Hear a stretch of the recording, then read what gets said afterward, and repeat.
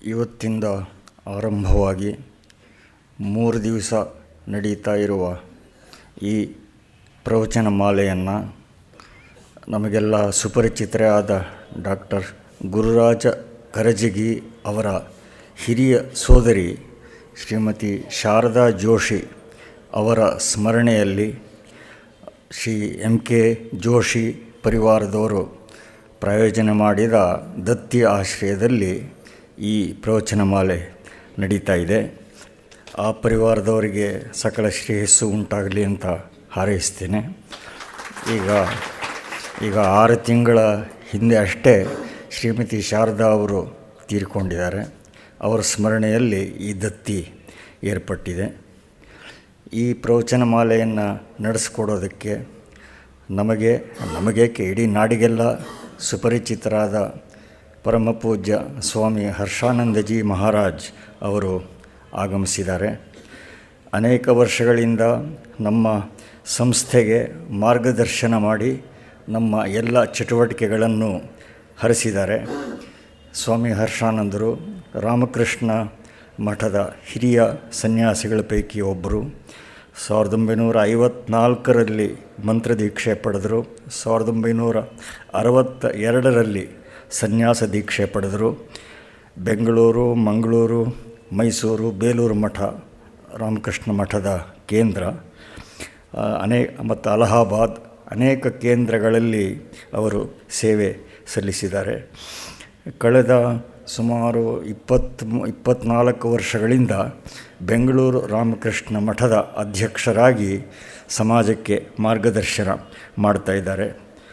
ಇಂಗ್ಲೀಷ್ನಲ್ಲಿ, ಕನ್ನಡದಲ್ಲಿ, ಸಂಸ್ಕೃತದಲ್ಲಿ 10 ಉತ್ಕೃಷ್ಟ ಗ್ರಂಥಗಳನ್ನು ಬರೆದಿದ್ದಾರೆ. ಅವರ ಹಲವಾರು ಗ್ರಂಥಗಳು ಭಾರತೀಯ ಭಾಷೆಗಳಿಗೆ ಮಾತ್ರವಲ್ಲದೆ ಫ್ರೆಂಚ್, ಕೊರಿಯನ್ ಮೊದಲಾದ ಭಾಷೆಗಳಿಗೂ ಕೂಡ ಅನುವಾದ ಆಗಿವೆ. ಈಗ ಕೆಲವೇ ವರ್ಷಗಳ ಹಿಂದೆ ಅವರು 3 ಸಂಪುಟಗಳಲ್ಲಿ ಬರೆದು ಪ್ರಕಟಿಸಿದ ಕನ್ಸೈಸ್ ಎನ್ಸೈಕ್ಲೋಪೀಡಿಯಾ ಆಫ್ ಹಿಂದೂಯಿಸಮ್, ಅದು ಒಂದು ನಮ್ಮ ವೇದಾಂತದ ಇತಿಹಾಸದಲ್ಲಿಯೇ ಮೈಲಿಗಲ್ಲು ಅಂತ ಹೇಳಬಹುದು. ಹಿಂದೂ ಧರ್ಮಕ್ಕೆ ತುಂಬ ಅನನ್ಯವಾದ ಕೊಡುಗೆ ಸ್ವಾಮಿಗಳಿಂದ ಸಂದಿದೆ. 10 ಜನ ವಿದ್ವಾಂಸರು 10 ವರ್ಷ ಸೇರಿದರೂ ಮಾಡೋದು ಕಷ್ಟವಾದಂಥ ಕೆಲಸವನ್ನು ಏಕಾಂಗಿಯಾಗಿ ಪೂಜ್ಯ ಸ್ವಾಮಿಗಳು ಮಾಡಿದ್ದಾರೆ. ಅವರು ಉತ್ತಮ ವಾಗ್ಮಿಗಳಾಗಿಯೂ ಹೆಸರಾಗಿದ್ದಾರೆ. ಕನ್ನಡದಲ್ಲಿ, ಇಂಗ್ಲೀಷ್ನಲ್ಲಿ. ಅವರ ಗಾಯಕರಾಗಿಯೂ ಕೂಡ ಅವರಿಗೆ ಒಳ್ಳೆಯ ಹೆಸರಿದೆ. ಅವರ ಅನೇಕ ಧ್ವನಿಸುರುಣಿಗಳು, ಅವರ ಭಜನೆಗಳ ಧ್ವನಿಸುರುಳಿಗಳು, ಪ್ರವಚನಗಳ ಧ್ವನಿಸುರುಳಿಗಳು ಅತ್ಯಂತ ಜನಪ್ರಿಯವಾಗಿವೆ. ಅವರ ವಿಶೇಷವಾಗಿ ಈ ಪ್ರವಚನ ಮಾಲೆಯ ವಿಷಯವಾಗಿರುವ ಭಾಗವತವನ್ನು ಕುರಿತ ಅವರ ಪ್ರವಚನಗಳ CD-ಗಳು ಸುಮಾರು 5 CD-ಗಳ ಒಂದು ಸರಣಿ ಲಭ್ಯ ಇದೆ. ಆಸಕ್ತರು ಅದನ್ನು ಒಂದೊಂದು CD-ಯ ಬೆಲೆ ₹300. ಅದು ನಮ್ಮ ಈ ಮಳಿಗೆಯಲ್ಲಿ ಸಿಗುತ್ತೆ. ಅದು ಯಾರಾದರೂ ಆಸಕ್ತರು ಕೇಳಿದ್ರೆ ತರಿಸ್ಕೊಡುವ ವ್ಯವಸ್ಥೆಯನ್ನು ಮಾಡ್ತೇವೆ. ಅದಲ್ಲದೆ ಕನ್ನಡದಲ್ಲಿ, ಇಂಗ್ಲೀಷ್ನಲ್ಲಿ ಭಾಗವತದ ಬಗ್ಗೆ ಅವರು ಕಿರುಪುಸ್ತಕಗಳನ್ನು ಕೂಡ ರಚಿಸಿದ್ದಾರೆ. ಅವುಗಳು ಕೂಡ ಆಸಕ್ತರು ಇಲ್ಲಿ ಸಿಗುತ್ತೆ, ಕೇಳಿದ್ರೆ ಬೇಕಾದರೆ ತರಿಸ್ಕೊಡುವ ವ್ಯವಸ್ಥೆಯನ್ನು ಮಾಡ್ತೇವೆ. ಈ ವೇದಿಕೆಯಲ್ಲಿ ಪೂಜ್ಯ ಸ್ವಾಮಿಗಳ ಅನೇಕ ಪ್ರವಚನಗಳು ಈ ಹಿಂದೆ ಆಗಿವೆ. ಹಿಂದೂ ಧರ್ಮ ಕುರಿತು, ಭಾರತದ ನಾರಿ ಕುರಿತು, ಯೋಗಶಾಸ್ತ್ರ ಕುರಿತು. ಈಗ 2 ವರ್ಷ ಹಿಂದೆ ಅಷ್ಟೇ ಶಂಕರಾಚಾರ್ಯರ ವಿವೇಕ ಚೂಡಾಮಣಿ ಕುರಿತು ಉತ್ಕೃಷ್ಟವಾದ ಪ್ರವಚನ ಅವರಿಂದ ಆಗಿತ್ತು. ಈ 3 ದಿವಸ ಭಾಗವತವನ್ನು ಕುರಿತವರು ಮಾತನಾಡೋರಿದ್ದಾರೆ. ಶ್ರೀಮದ್ ಭಾಗವತದ ಬಗ್ಗೆ ಇಲ್ಲಿ 10 ಪ್ರವಚನಗಳು ನಡೆದಿವೆ. ಇಡೀ ಜೀವಮಾನವೆಲ್ಲ ಅಧ್ಯಯನ ಮಾಡಿದ್ರೂ ಜೀವಮಾನ ಮುಗಿಯುತ್ತೆ ಹೊರತು ಭಾಗವತ ಮುಗಿಯೋದಿಲ್ಲ. ಮತ್ತು ಸ್ವಾಮಿಗಳಿಗೂ ಅದು ಬಹಳ ಅಚ್ಚುಮೆಚ್ಚಿನ ಗ್ರಂಥ. ಹಿಂದಿನ ಸ್ವಾಮಿಗಳಾದ ತ್ಯಾಗೀಶಾನಂದರಿಗೂ ಅದು ಬಹಳ ಅಚ್ಚುಮೆಚ್ಚಿನ ಗ್ರಂಥ ಆಗಿತ್ತು. ಬೇರೆ ಪುರಾಣಗಳ ಹಾಗಲ್ಲದೆ ಭಾಗವತ ಗಹನವೂ ಬಹು ಆಯಾಮವುಳ್ಳದ್ದು ಆದದ್ದು. ಹಲವು ಶಾಸ್ತ್ರಗಳಲ್ಲಿ ಅಧಿಕಾರ ಪಡೆದವರಿಂದ ಮಾತ್ರ ಅದಕ್ಕೆ ನ್ಯಾಯ ಸಲ್ಲುವುದು ಶಕ್ಯ. ಸಂಸ್ಕೃತದಲ್ಲಿ ಇದರ ಬಗ್ಗೆ ಪ್ರಸಿದ್ಧ ಹೇಳಿಕೆಯೇ ಇದೆ. ಧನಂಜಯೇ ಹಾಟಕ ಸಂಪರೀಕ್ಷಾ ಮಹಾರಣೇ ಶಸ್ತ್ರಭೃತಾಂ ಪರೀಕ್ಷಾ ವಿಪತ್ತಿಕಾಲೇ ಗೃಹಿಣೀ ಪರೀಕ್ಷಾ ವಿದ್ಯಾವತಾಂ ಭಾಗವತೆ ಪರೀಕ್ಷಾ ಅಂತ. ಧನಂಜಯ ಅಂದರೆ ಅಗ್ನಿ, ಹಾಟಕ ಅಂದರೆ ಬಂಗಾರ, ಚಿನ್ನದ ಗುಣದ ಪರೀಕ್ಷೆ ಆಗೋದು ಬೆಂಕಿಯಲ್ಲಿ, ಶಸ್ತ್ರವೀರರ ಯೋಗ್ಯತೆಯ ಪರೀಕ್ಷೆ ಆಗೋದು ಸಂಗ್ರಾಮದ ಕಣದಲ್ಲಿ, ಯೋಗ್ಯ ಗೃಹಿಣಿಯ ಸಂಸ್ಕಾರವಂತಿಕೆಯ ಪರೀಕ್ಷೆ ಆಗೋದು ಕುಟುಂಬಕ್ಕೆ ಏನೋ ವಿಪತ್ತು ಬಂದಾಗ. ಅದರ ಹಾಗೆ ಒಬ್ಬ ವ್ಯುತ್ಪನ್ನನ ಪರಿಜ್ಞಾನದ ಪರೀಕ್ಷೆ ಆಗುವುದು ಭಾಗವತದಲ್ಲಿ ಅಂತ. ಹೀಗೆ ಭಾಗವತ ಒಂದು ಮಾನದಂಡವಾಗಿದೆ. ಭಾಗವತದ ಅನುಸಂಧಾನ ನಿಜವಾದ ವಿದ್ವತ್ತಿನ ಮಾನದಂಡ ಅನಿಸಿದೆ. ಭಾಗವತದ ಮುಖ್ಯ ಪ್ರಮೇಯಗಳ ಪರಿಚಯ ನಮಗೆ ಆದರೆ ಇಡೀ ವೇದಾಂತ ದರ್ಶನದ ಸ್ಥೂಲ ಪರಿಚಯವೇ ಲಬ್ಧವಾದ ಹಾಗೆ. ಈ ಸಮಗ್ರ ಸ್ವರೂಪದ ಕಾರಣದಿಂದಲೇ ಭಾಗವತವನ್ನು ಎಲ್ಲ ಪುರಾಣಗಳ ಪ್ರಭು ಅಥವಾ ಸಮ್ರಾಟ್ ಅಂತ ನಮ್ಮ ಪರಂಪರೆ ಕೀರ್ತನೆ ಮಾಡಿದೆ. ಶ್ರೀಮದ್ ವೈಷ್ಣವ ಸೇವಿತಾನುಗಮನಃ ಸರ್ವೇಪ್ಸಿತಾರ್ಥಪ್ರದಃ ಶ್ರೀಮದ್ ಭಾಗವತಾಭಿಧೋ ವಿಜಯತೆ ಸಮ್ರಾಟ್ ಪುರಾಣ ಪ್ರಭು ಅಂತ ಅದರ ಕೀರ್ತನೆ ಇದೆ. ಹೀಗೆ ಅತ್ಯಂತ ಪ್ರಶಸ್ತವಾದ ಭಾಗವತ ಮಹಾಪುರಾಣದ ಮೇಲಣ ಈ 3 ದಿವಸಗಳ ವ್ಯಾಖ್ಯಾನಮಾಲೆಯನ್ನು ಆರಂಭಿಸಬೇಕು ಅಂತ ಪರಮಪೂಜ್ಯ ಸ್ವಾಮಿಗಳಲ್ಲಿ ಪ್ರಣಾಮಪೂರ್ವಕವಾಗಿ ಪ್ರಾರ್ಥನೆ ಮಾಡ್ತೀನಿ.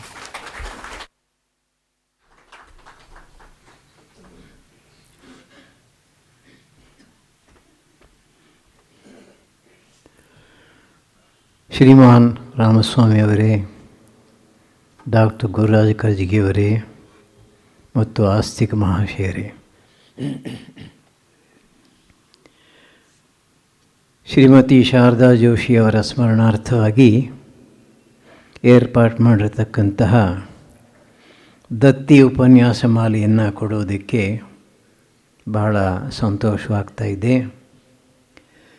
ಈ ಸಂದರ್ಭದಲ್ಲಿ ಶ್ರೀಮತಿ ಶಾರದಾ ಜೋಶಿಯವರಿಗೆ ಭಗವಂತ ಎಲ್ಲ ರೀತಿಯಲ್ಲೂ ಕೂಡ ಅನುಗ್ರಹವನ್ನು ಮಾಡಲಿ ಅಂತ ಪ್ರಾರ್ಥನೆ ಮಾಡಿಕೊಳ್ಳೋಣ.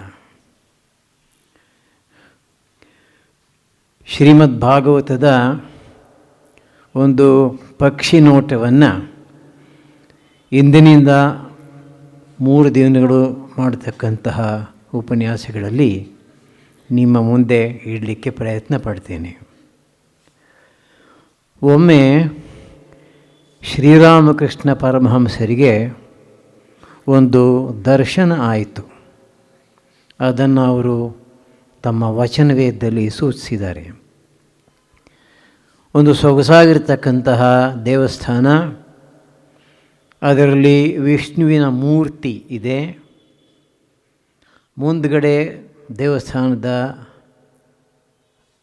ಮುಂದ್ಗಡೆಯ ಭಾಗದಲ್ಲಿ ನೃತ್ಯ ಮಂಟಪ ಅಂತ ಹೇಳ್ತೇವೆ, ಆಮೇಲೆ ರಂಗಮಂಟಪ ಅಂತ ಹೇಳ್ತೇವೆ. ಅಲ್ಲಿ ಒಂದು ಜಾಗದಲ್ಲಿ ಭಾಗವತದ ಪುಸ್ತಕವನ್ನು ಇಟ್ಟಿದೆ. ಇನ್ನು ಸ್ವಲ್ಪ ದೂರದಲ್ಲಿ ಮೂರ್ತಿಗೆ ಎದುರಾಗಿ ಒಬ್ಬ ಭಕ್ತ ನಿಂತ್ಕೊಂಡು ಕೈ ಮುಕ್ಕೊಂಡು ಪ್ರಾರ್ಥನೆ ಮಾಡ್ತಾಯಿದ್ದಾನೆ. ಇದ್ದಕ್ಕಿದ್ದ ಹಾಗೆ ಭಗವಂತನ ಹೃದಯದಿಂದ, ವಿಗ್ರಹದ ಹೃದಯದಿಂದ ಒಂದು ದಿವ್ಯ ಜ್ಯೋತಿ ಬಂದು ಭಾಗವತ ಗ್ರಂಥವನ್ನು ಆವರಿಸಿ ಮತ್ತೆ ಅಲ್ಲಿಂದ ಭಕ್ತನ ಹೃದಯವನ್ನು ಮುಟ್ಟಿ ಭಗವಂತನ ಕಡೆಗೆ ಹಿಂತಿರುಗಿ ಹೋಯಿತು.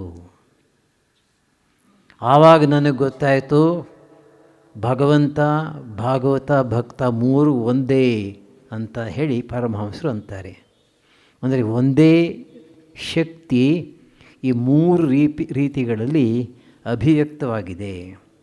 ಅಂತಹ ಒಂದು ಅದ್ಭುತವಾಗಿರ್ತಕ್ಕಂತಹ ಗ್ರಂಥ ಇದು. ಇದರಲ್ಲಿ ಈ 3 ವಿಷಯಗಳನ್ನು ಹೇಳಿದೆ ಅಥವಾ ಸೂಚಿಸಿದೆ ಅಂತ ಹೇಳಿ ಪರಮಹಂಸರು ಹೇಳ್ತಾ ಇದ್ದಾರೆ. ಭಾಗವತ ಅಂತಲೇ ಹೆಸರು ಇದಕ್ಕೆ. ಭಗವತ್ ಅಂದರೆ ಪರಮಾತ್ಮ, ಪರಮಾತ್ಮನ ವಿಷಯವನ್ನು ಹೇಳ್ತಾ ಇರತಕ್ಕಂಥ ಗ್ರಂಥವಾದ್ದರಿಂದ ಇದಕ್ಕೆ ಭಾಗವತ ಅನ್ನೋ ಹೆಸರು ಬಂದಿದೆ. ಯಾರು ಈ ಗ್ರಂಥವನ್ನು ಅಧ್ಯಯನ ಮಾಡ್ತಾರೋ ಅವರಿಗೆ ಆಧ್ಯಾತ್ಮಿಕ ಜೀವನದಲ್ಲಿ ಸ್ಫೂರ್ತಿ ಸಿಗುತ್ತೆ. ಇದರಲ್ಲಿ ಬರತಕ್ಕಂತಹ ಉಪದೇಶಗಳನ್ನು ವಿಶೇಷವಾಗಿ ಭಕ್ತಿ ಮಾರ್ಗಕ್ಕೆ ಸಂಬಂಧಪಟ್ಟಂತಹ ಸಾಧನಾ ಪಥವನ್ನು ಯಾರು ಜೀವನದಲ್ಲಿ ಅನುಸರಿಸ್ತಾರೋ ಅವರು ಸುಲಭವಾಗಿ ಭಗವಂತನನ್ನು ಸಾಕ್ಷಾತ್ಕಾರ ಮಾಡ್ಕೋತಾರೆ. ನಮ್ಮಲ್ಲಿ ಏನನ್ನು ನಾವು ತಿಳ್ಕೋಬೇಕಾದರೂ ಕೂಡ ಆಧ್ಯಾತ್ಮಿಕ ವಿಷಯಗಳಲ್ಲಿ ಶಾಸ್ತ್ರಕ್ಕೆ ಮೊರೆ ಹೋಗಬೇಕು ಅಂತ ಒಂದು ಹಿರಿಯರು ಹೇಳ್ತಾರೆ. ಶಾಸ್ತ್ರ ಅಂತಂದ್ರೆ ಏನು? ಶಾಸ್ತ್ರ ಎಂಬತಕ್ಕಂಥ ಶಬ್ದದ ನಿರ್ವಚನ ಶಾಸನಾತ್ ತ್ರಾಣನಾಚ್ಚೈವ ಶಾಸ್ತ್ರಂ ಇತಿ ಅಭಿಧೀಯತೆ ಅಂತ ಹೇಳ್ತಾರೆ. ಶಾಸ್ತ್ರ ಅಂದರೆ ಯಾವುದು? ಯಾವ ಒಂದು ಗ್ರಂಥ ಶಾಸನ ಮಾಡುತ್ತೋ, ಆಜ್ಞೆಯನ್ನು ಕೊಡುತ್ತೆ, ಇದು ವಿಧಿ, ಇದು ನಿಷೇಧ, ಇದನ್ನು ಮಾಡು, ಇದನ್ನು ಮಾಡಬೇಡ ಅಂತ ಹೇಳುತ್ತೆ. ಆ ಶಾಸನವನ್ನು ಅದು ಕೊಟ್ಟಾಗ ಯಾರು ಅದನ್ನು ಆಚರಿಸ್ತಾರೋ ಅದರ ಪ್ರಕಾರ ಅವರನ್ನು ಈ ಉಪದೇಶ ಕಾಪಾಡುತ್ತೆ. ಶಾಸನಾತ್ ತ್ರಾಣನಾತ್ ಚೈವ. ಶಾಸ್ತ್ರ ಗ್ರಂಥದಲ್ಲಿ ಬರತಕ್ಕಂತಹ ವಿಧಿ ನಿಷೇಧಗಳನ್ನು ಯಾರು ಜೀವನದಲ್ಲಿ ಅನುಸರಿಸ್ತಾರೋ ಅವರನ್ನು ಆ ಗ್ರಂಥ, ಆ ಉಪದೇಶ ಅವರನ್ನು ಕಾಪಾಡುತ್ತೆ. ಆದ್ದರಿಂದ ಅದಕ್ಕೆ ಶಾಸ್ತ್ರ ಅಂತ ಹೆಸರು. 4 ರೀತಿಯ ಶಾಸ್ತ್ರಗಳನ್ನು ನಾವು ಸಾಮಾನ್ಯವಾಗಿ ಕಾಣ್ತೇವೆ: ಶ್ರುತಿ, ಸ್ಮೃತಿ, ಇತಿಹಾಸ ಮತ್ತು ಪುರಾಣ. ಶ್ರುತಿ ಅಂತಂದರೆ ವೇದಗಳು. ಋಷಿಗಳು ಗಾಢ ಧ್ಯಾನದಲ್ಲಿ ಭಗವಂತನಿಂದ ಬಂದಿರತಕ್ಕಂತಹ ಮಂತ್ರಗಳನ್ನು ಕೇಳಿದರಂತೆ, ಆದ್ದರಿಂದ ಅದಕ್ಕೆ ಶ್ರುತಿಯನ್ನು ಹೆಸರು ಬಂತು. ಅಲ್ಲದೆ ಹಿಂದಿನ ಕಾಲದಲ್ಲಿ ಬರವಣಿಗೆ ಅಥವಾ ಪುಸ್ತಕಗಳು ಇರಲಿಲ್ಲ. ಗುರುಗಳು ವೇದವನ್ನು ಬಾಯಲ್ಲಿ ಉಚ್ಚರಿಸಿ ಹೇಳ್ತಾಯಿದ್ರು, ಉಚ್ಚಾರ ಮಾಡಿ. ಶಿಷ್ಯರು ಅದನ್ನು ಕಿವಿಯಿಂದ ಕೇಳಿ ಕಲಿತಾಯಿದ್ರು. ಈ ಎರಡನೆಯ ದೃಷ್ಟಿಯಿಂದಲೂ ಕೂಡ ಅದಕ್ಕೆ ಶ್ರುತಿ ಅನ್ನೋ ಹೆಸರು ಸರಿ ಹೊಂದುತ್ತೆ. ವೇದಗಳು, ಅದರಲ್ಲೂ ವಿಶೇಷವಾಗಿ ಉಪನಿಷತ್ತುಗಳು. ಎರಡನೆಯದು ಸ್ಮೃತಿ. ಈ ಶ್ರುತಿಯಲ್ಲಿ ಸಾಮಾನ್ಯವಾಗಿ ಆಧ್ಯಾತ್ಮಿಕ ತತ್ವಗಳನ್ನು ಮಾತ್ರ ಹೇಳಿರುತ್ತೆ. ಒಬ್ಬ ಮನುಷ್ಯನ ವೈಯಕ್ತಿಕ ಜೀವನಕ್ಕೆ, ಸಾಮಾಜಿಕ ಜೀವನಕ್ಕೆ ಅವಶ್ಯಕವಾಗಿರ್ತಕ್ಕಂಥ ವಿಷಯಗಳನ್ನು ನಾವಲ್ಲಿ ನೋಡೋದಿಲ್ಲ. ಅದನ್ನು ನಾವು ಎರಡನೆಯ ರೀತಿಯ ಶಾಸ್ತ್ರ ಗ್ರಂಥಗಳಲ್ಲಿ ಸ್ಮೃತಿಯಲ್ಲಿ ಕಾಣ್ತೇವೆ. ಸ್ಮೃತಿ ಅಂತಂದರೆ ನೆನಪನ್ನು ಇಟ್ಕೊಳ್ಳೋದು. ಶ್ರುತಿಯಲ್ಲಿ ಬರತಕ್ಕಂತಹ ವಿಷಯಗಳನ್ನು ನೆನಪಿನಲ್ಲಿಟ್ಕೊಂಡು ಅದಕ್ಕೆ ಅನುಸಾರವಾಗಿ, ಅದಕ್ಕೆ ಅನುಗುಣವಾಗಿ ದೈನಂದಿನ ಜೀವನದಲ್ಲಿ, ಸಾಮಾಜಿಕ ಜೀವನದಲ್ಲಿ ನಾವು ಯಾವ ರೀತಿ ನಡ್ಕೋಬೇಕು, ಏನನ್ನು ಮಾಡಬೇಕು, ಏನನ್ನು ಮಾಡಬಾರ್ದು, ಈ ವಿವರಗಳನ್ನು ನಾವು ಸ್ಮೃತಿಗಳಲ್ಲಿ ಕಾಣ್ತೇವೆ. ಮೂರನೇದು ಇತಿಹಾಸ, ನಾಲ್ಕನೆಯದು ಪುರಾಣ. ಇತಿಹಾಸ ಕೇವಲ 2 ಗ್ರಂಥಗಳು, ರಾಮಾಯಣ ಮತ್ತು ಮಹಾಭಾರತ.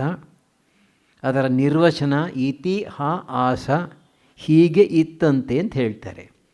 ಹಿಂದಿನ ಕಾಲದಲ್ಲಿ ಹೀಗೆ ಇತ್ತಂತೆ, ಇಂಥ ಒಬ್ಬ ಮಹಾತ್ಮರು ಜನಿಸಿದ್ರಂತೆ, ಅವರು ತಮ್ಮ ಜೀವನದಲ್ಲಿ ಈ ರೀತಿ ನಡ್ಕೊಂಡ್ರಂತೆ, ಇಂತಹ ಉಪದೇಶಗಳನ್ನು ಕೊಟ್ಟರಂತೆ ಅಂತ. ನಮ್ಮ ದೃಷ್ಟಿಯಿಂದ ಹೇಳಬೇಕಾದರೆ ಈ ಇತಿಹಾಸ ಗ್ರಂಥಗಳೆರಡೂ ಕೂಡ ನಿಜವಾಗಿಯೂ ಚಾರಿತ್ರಿಕ ಗ್ರಂಥಗಳು. ರಾಮ ಎಂಬತಕ್ಕಂಥ ವ್ಯಕ್ತಿ ಇದ್ದ, ಪಾಂಡವರಿದ್ದರು, ಕೃಷ್ಣ ಇದ್ದ, ಅವರ ಚರಿತ್ರೆಯನ್ನು ಹೇಳ್ತಕ್ಕಂಥ ಈ ಗ್ರಂಥಗಳು ಇತಿಹಾಸಗಳು. ಇದರಲ್ಲಿ ಬರ್ತಕ್ಕಂತಹ ಘಟನೆಗಳು ನಿಜ, ಆದರೆ ಕವಿಗಳು ಅದನ್ನು ವರ್ಣಿಸ್ತಕ್ಕಂತಹ ಸಮಯದಲ್ಲಿ ಅಲ್ಲಿ ಇಲ್ಲಿ ಉತ್ಪ್ರೇಕ್ಷೆಗಳು ಬಂದಿರಬಹುದು. ಆದ್ದರಿಂದ ನಮ್ಮ ನಂಬಿಕೆಯ ಪ್ರಕಾರ ಇತಿಹಾಸ ನಿಜ. ಇತ್ತೀಚೆಗೆ ಅದರ ಬಗ್ಗೆ ಸಾಕಷ್ಟು ಕೆಲಸ ನಡೆದಿದೆ. ಮಹಾಭಾರತದ ಕಾಲ ನಿರ್ಣಯ, ಶ್ರೀರಾಮಚಂದ್ರನ ಕಾಲ ನಿರ್ಣಯ ಎಲ್ಲ ಮಾಡಿದ್ದಾರೆ. ಅದರ ಬಗ್ಗೆ ನಾನು ಮುಂದೆ ಪ್ರಸ್ತಾಪ ಮಾಡ್ತೇನೆ. ನಾಲ್ಕನೆಯದು ಪುರಾಣ. ಪುರಾಣದ ಒಂದು ವೈಶಿಷ್ಟ್ಯ ಏನು ಅಂತಂದರೆ, ಈ ಶ್ರುತಿ ಸ್ಮೃತಿ ಇತಿಹಾಸಗಳಲ್ಲಿ ಇಲ್ಲದೇ ಇರತಕ್ಕಂತಹ ಅಥವಾ ಇದ್ದರೂ ಕೂಡ ಸರಿಯಾದ ರೀತಿಯಲ್ಲಿ ಜನಗಳಿಗೆ ಗೊತ್ತಾಗದೇ ಇರೋದರಿಂದ ಅವುಗಳನ್ನು ಸ್ಪಷ್ಟವಾಗಿ ವಿಸ್ತಾರವಾಗಿ ತಿಳಿಸ್ತಕ್ಕಂಥದ್ದು. ಹಿಂದಿನ ಕಾಲದಲ್ಲಿ ಈ ಶ್ರುತಿ ಮೊದಲಾದ ಗ್ರಂಥಗಳನ್ನು, ಶ್ರುತಿ ಸ್ಮೃತಿ ಉದಾಹರಣೆಗೆ, ಅದನ್ನು ಅಧ್ಯಯನ ಮಾಡತಕ್ಕಂತಹ ಒಂದು ಹಕ್ಕು ಕೇವಲ ದ್ವಿಜರಿಗೆ ಮಾತ್ರ ಇತ್ತು. ದ್ವಿಜರಲ್ಲದೇ ಇರತಕ್ಕಂಥವ್ರ ಸಂಖ್ಯೆ ತುಂಬ ಹೆಚ್ಚಾಗಿತ್ತು ಸಮಾಜದಲ್ಲಿ. ಆದರೆ ಅವರಿಗೂ ಕೂಡ ಒಂದಲ್ಲ ಒಂದು ರೀತಿಯಲ್ಲಿ ಶಿಕ್ಷಣವನ್ನು ಕೊಡಬೇಕು ಅಂತ ಹೇಳಿ ಈ ಪುರಾಣಗಳನ್ನು ರಚನೆ ಮಾಡಿದ್ರು. ಪುರಾಣಗಳ ಮೂಲಕ ಜನಸಾಮಾನ್ಯರಿಗೆ ಬೇಕಾಗಿರ್ತಕ್ಕಂತಹ ಅನೇಕ ವಿಷಯಗಳನ್ನು, ತತ್ವಗಳನ್ನು, ಜ್ಞಾನವನ್ನು ಕೊಡ್ತಾಯಿದ್ರು. ಪುರಾಣ ಅಂತಂದರೆ ಈ ಒಂದು ಶಬ್ದದ ನಿರ್ವಚನವನ್ನು ಹೇಗೆ ಮಾಡ್ತಾರೆ? ಪುರಾ ಭವಂ ಅಂತ ಒಂದು ನಿರ್ವಚನ, ಪುರಾ ಅಪಿ ನವಂ ಅಂತ ಇನ್ನೊಂದು ನಿರ್ವಚನ. ಹಿಂದಿನ ಕಾಲದಲ್ಲಿ ನಡೆದಿತ್ತಂತೆ ಆ ಘಟನೆಗಳ ವಿಷಯವನ್ನು ಇದರಲ್ಲಿ ಹೇಳಿದೆ. ಅಥವಾ ಹಿಂದಿನ ಕಾಲದಲ್ಲಿ ಇದ್ದಂತಹ ಕೆಲವು ತತ್ವಗಳು ಇಂದಿನ ಕಾಲಕ್ಕೂ ಕೂಡ ಅನ್ವಯಿಸುತ್ತವೆ, ಇವತ್ತಿಗೂ ಹೊಸದಾಗಿವೆ ಅಂತ ಈ ಪುರಾಣದಲ್ಲಿ ಬರ್ತಕ್ಕಂಥ ವಿಷಯಗಳು. ಈ ರೀತಿ ಎರಡು ನಿರ್ವಚನಗಳನ್ನು ಕೊಡ್ತಾರೆ. ಬೃಹದಾರಣ್ಯಕ ಉಪನಿಷತ್ತಿನಲ್ಲಿ ಒಂದು ಮಂತ್ರದಲ್ಲಿ ಭಗವಂತನ ಬಾಯಿಂದ ಬಂದಿರತಕ್ಕಂತಹ ಅನೇಕ ಶಾಸ್ತ್ರಗಳು ಅಂಥೇಳಿ ಪಟ್ಟಿ ಮಾಡಿದ್ದಾರೆ. ಅದರಲ್ಲಿ ಪುರಾಣಗಳ ಹೆಸರು ಕೂಡ ಉಂಟು. ಅಂದರೆ ಉಪನಿಷತ್ತುಗಳ ಕಾಲದಲ್ಲಿಯೇ ಪುರಾಣಗಳು ಎಂಬತಕ್ಕಂತಹ ವಿಶೇಷ ಗ್ರಂಥಗಳು ಇದ್ದವು ಅನ್ನೋದನ್ನು ನಾವು ಖಾತ್ರಿ ಮಾಡ್ಕೋಬಹುದು. ಈ ಪುರಾಣಗಳು ಯಾವ ರೀತಿ ಉಂಟಾದವು, ಅವುಗಳ ಉತ್ಪತ್ತಿ ಹೇಗಾಯಿತು ಅನ್ನೋದರ ಬಗ್ಗೆ ಪಂಡಿತರು, ಇದರಲ್ಲಿ ಸಂಶೋಧನೆ ನಡೆಸಿರ್ತಕ್ಕಂಥವರು ಈ ರೀತಿ ಹೇಳ್ತಾರೆ. ಹಿಂದಿನ ಕಾಲದಲ್ಲಿ ವೈದಿಕ ಯಜ್ಞಯಾಗಾದಿಗಳು ಬಹಳ ಪ್ರಧಾನವಾಗಿದ್ದವು.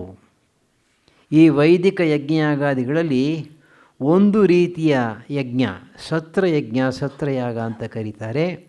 ಅದು ಸ್ವಲ್ಪ ವಿಶೇಷ. ಅದು ಒಂದು ದಿನದಿಂದ ಸುಮಾರು 1 ವರ್ಷದವರೆಗೆ ಆಚರಿಸ್ತಕ್ಕಂತಹ ಸತ್ರಯಾಗಗಳಿದ್ದವು. ಎರಡನೇದಾಗಿ ಸತ್ರಯಾಗದಲ್ಲಿ ಯಜಮಾನರೇ ಪುರೋಹಿತರು, ಬೇರೆ ಪುರೋಹಿತರನ್ನ, ಅಧ್ವರಿ ಮೊದಲಾದವ್ರನ್ನ ಕರೆಸಬೇಕಾದಂಥ ಅವಶ್ಯಕತೆ ಇರಲಿಲ್ಲ. ಈ ಸತ್ರಯಾಗಗಳಲ್ಲಿ ಎಷ್ಟೋ ಸಲ ಒಂದು ಕರ್ಮವನ್ನು ಮಾಡಿದ ಮೇಲೆ ಮತ್ತೊಂದು ಕರ್ಮವನ್ನು ಮಾಡುವುದಕ್ಕೆ ಮುಂಚೆ ಸ್ವಲ್ಪ ಕಾಲಾವಕಾಶ ಇರ್ತಾಯಿತ್ತು. ಈಗ ಒಂದು ಧಾರ್ಮಿಕ ಕರ್ಮವನ್ನು ಮಾಡಿದ್ದಾರೆ, ಮತ್ತೊಂದನ್ನು ಆಮೇಲೆ ಮಾಡಬೇಕು. ಈ ಮಧ್ಯೆ ಇರತಕ್ಕಂತಹ ಕಾಲವನ್ನು ವ್ಯರ್ಥ ಮಾಡಬಾರದು.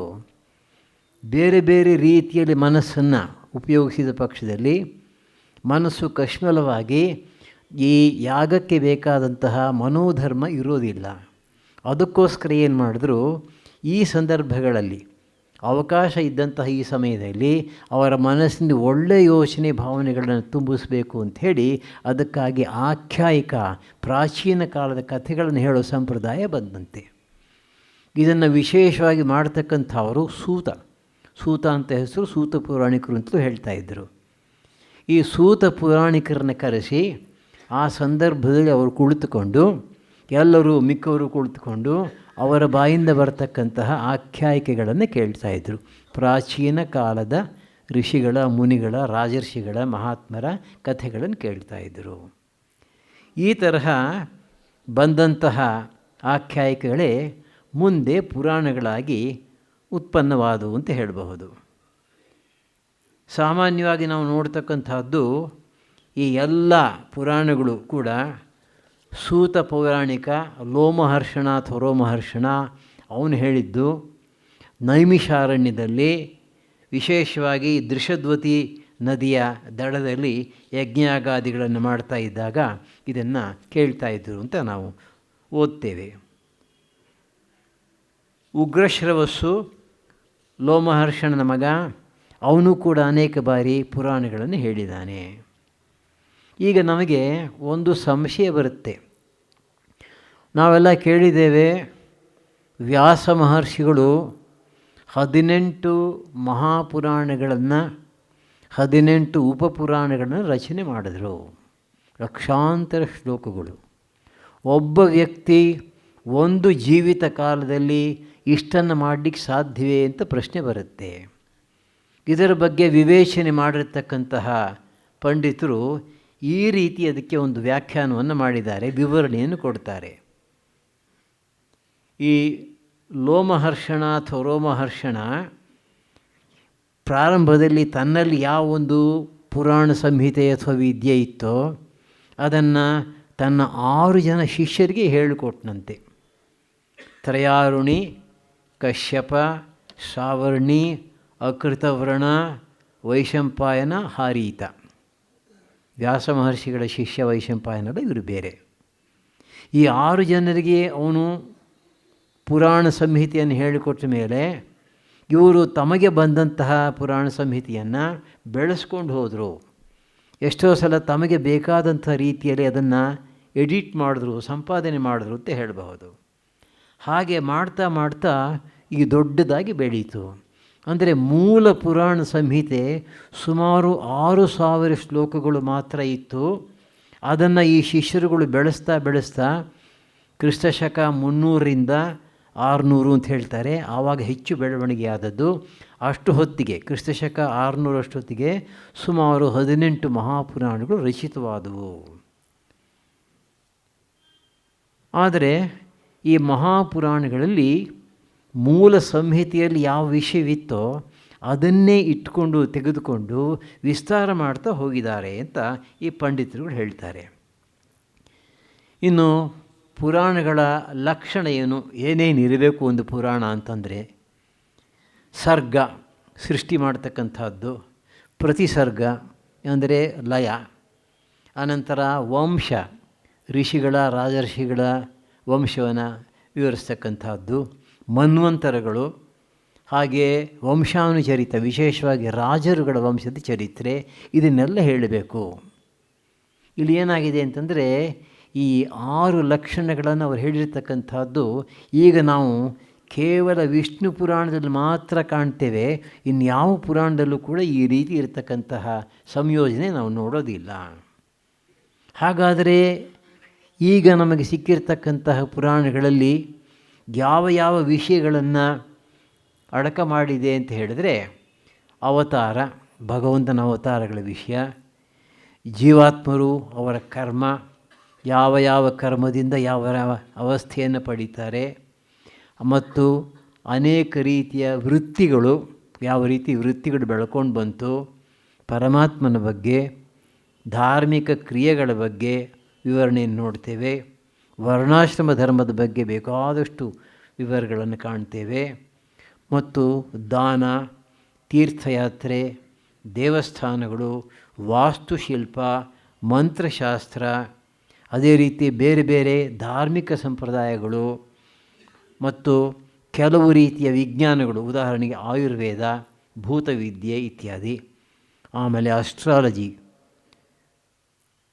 ಪುರುಷಾರ್ಥಗಳ ಬಗ್ಗೆ, ಯೋಗದ ಬಗ್ಗೆ, ಸಾಂಖ್ಯ ವೇದಾಂತದ ಬಗ್ಗೆ ಅನೇಕ ರೀತಿಯ ವಿಷಯಗಳನ್ನು ಪ್ರತಿಪಾದಿಸಿದ್ದಾರೆ, ನೋಡಬಹುದು ನಾವು. ನಿಮಗೆ ಆಶ್ಚರ್ಯ ಆಗಬಹುದು, ಅಗ್ನಿ ಪುರಾಣದಲ್ಲಿ ರಸ್ತೆಗಳನ್ನು ಮಾಡೋದು ಹೇಗೆ, ಪಟ್ಟಣಗಳನ್ನು ಕಟ್ಟೋದು ಹೇಗೆ, ಇವೆಲ್ಲ ಬರುತ್ತೆ. ಅಂದರೆ ಒಂದೊಂದು ಸಮಯದಲ್ಲಿ ಒಂದೊಂದು ಹೊಸ ಜ್ಞಾನ ಕ್ಷೇತ್ರ ಬಂದಾಗ ಅದರ ವಿಷಯವನ್ನು ಜನಸಾಮಾನ್ಯರಿಗೆ ತಿಳಿಸ್ಲಿಕ್ಕೋಸ್ಕರ ಯಾವುದೋ ಒಂದು ರೀತಿಯಲ್ಲಿ ಇವುಗಳನ್ನು ಸೇರಿಸಿದ್ದಾರೆ. ಯಾರೋ ಒಬ್ಬರು ಋಷಿಗಳು ಬರ್ತಾರೆ, ಕೂತ್ಕೋತಾರೆ, 4 ಜನ ಶಿಷ್ಯರವರು ಮುಂದೆ ಕೂತ್ಕೋತಾರೆ. ಆ ಶಿಷ್ಯರು ಪ್ರಶ್ನೆ ಕೇಳ್ತಾರೆ. ಆ ಶಿಷ್ಯನಿಗೊಂದು ಕುತೂಹಲ ಇರುತ್ತೆ, ಇಂಥ ಕಡೆ ನೋಡಿದ್ವಿ, ಈ ನಗರದಲ್ಲಿ ಬಹಳ ಒಳ್ಳೆಯ ರಸ್ತೆಗಳಿತ್ತು, ಅದಕ್ಕೆ ಕಾರಣ ಇವನು ಹೇಗೆ ಮಾಡಿದ್ರು ಅಂತ ಶುರು ಮಾಡ್ತಾನೆ. ಅಲ್ಲಿಂದ ಒಂದು ಎಂಜಿನಿಯರಿಂಗ್ ಸೈನ್ಸ್ ಬರುತ್ತೆ. ಈ ರೀತಿ ಆಗಿನ ಕಾಲದಲ್ಲಿ ಯಾವ ಯಾವ ಒಂದು ಹೊಸ ವಿಜ್ಞಾನ ಬೆಳೀತಾ ಇತ್ತೋ ಅದನ್ನೆಲ್ಲ ಪುರಾಣಗಳಲ್ಲಿ ಸೇರಿಸಿ ಜನಸಾಮಾನ್ಯರಿಗೆ ಕೊಡಲಿಕ್ಕೆ ಪ್ರಯತ್ನ ಪಟ್ಟಿದ್ದಾರೆ. ಇದೆಲ್ಲಕ್ಕಿಂತಲೂ ಹೆಚ್ಚು ಪುರಾಣದ ಕೊಡುಗೆ ಅಂತಂದರೆ ಸ್ತೋತ್ರ ಸಾಹಿತ್ಯ. ಅದ್ಭುತವಾಗಿರ್ತಕ್ಕಂತಹ ಆನಂದಕರವಾಗಿರ್ತಕ್ಕಂತಹ ಸ್ತೋತ್ರಗಳನ್ನು, ಅನೇಕ ಸ್ತೋತ್ರಗಳನ್ನು ಈ ಪುರಾಣಗಳಲ್ಲಿ ಕಾಣ್ತೇವೆ.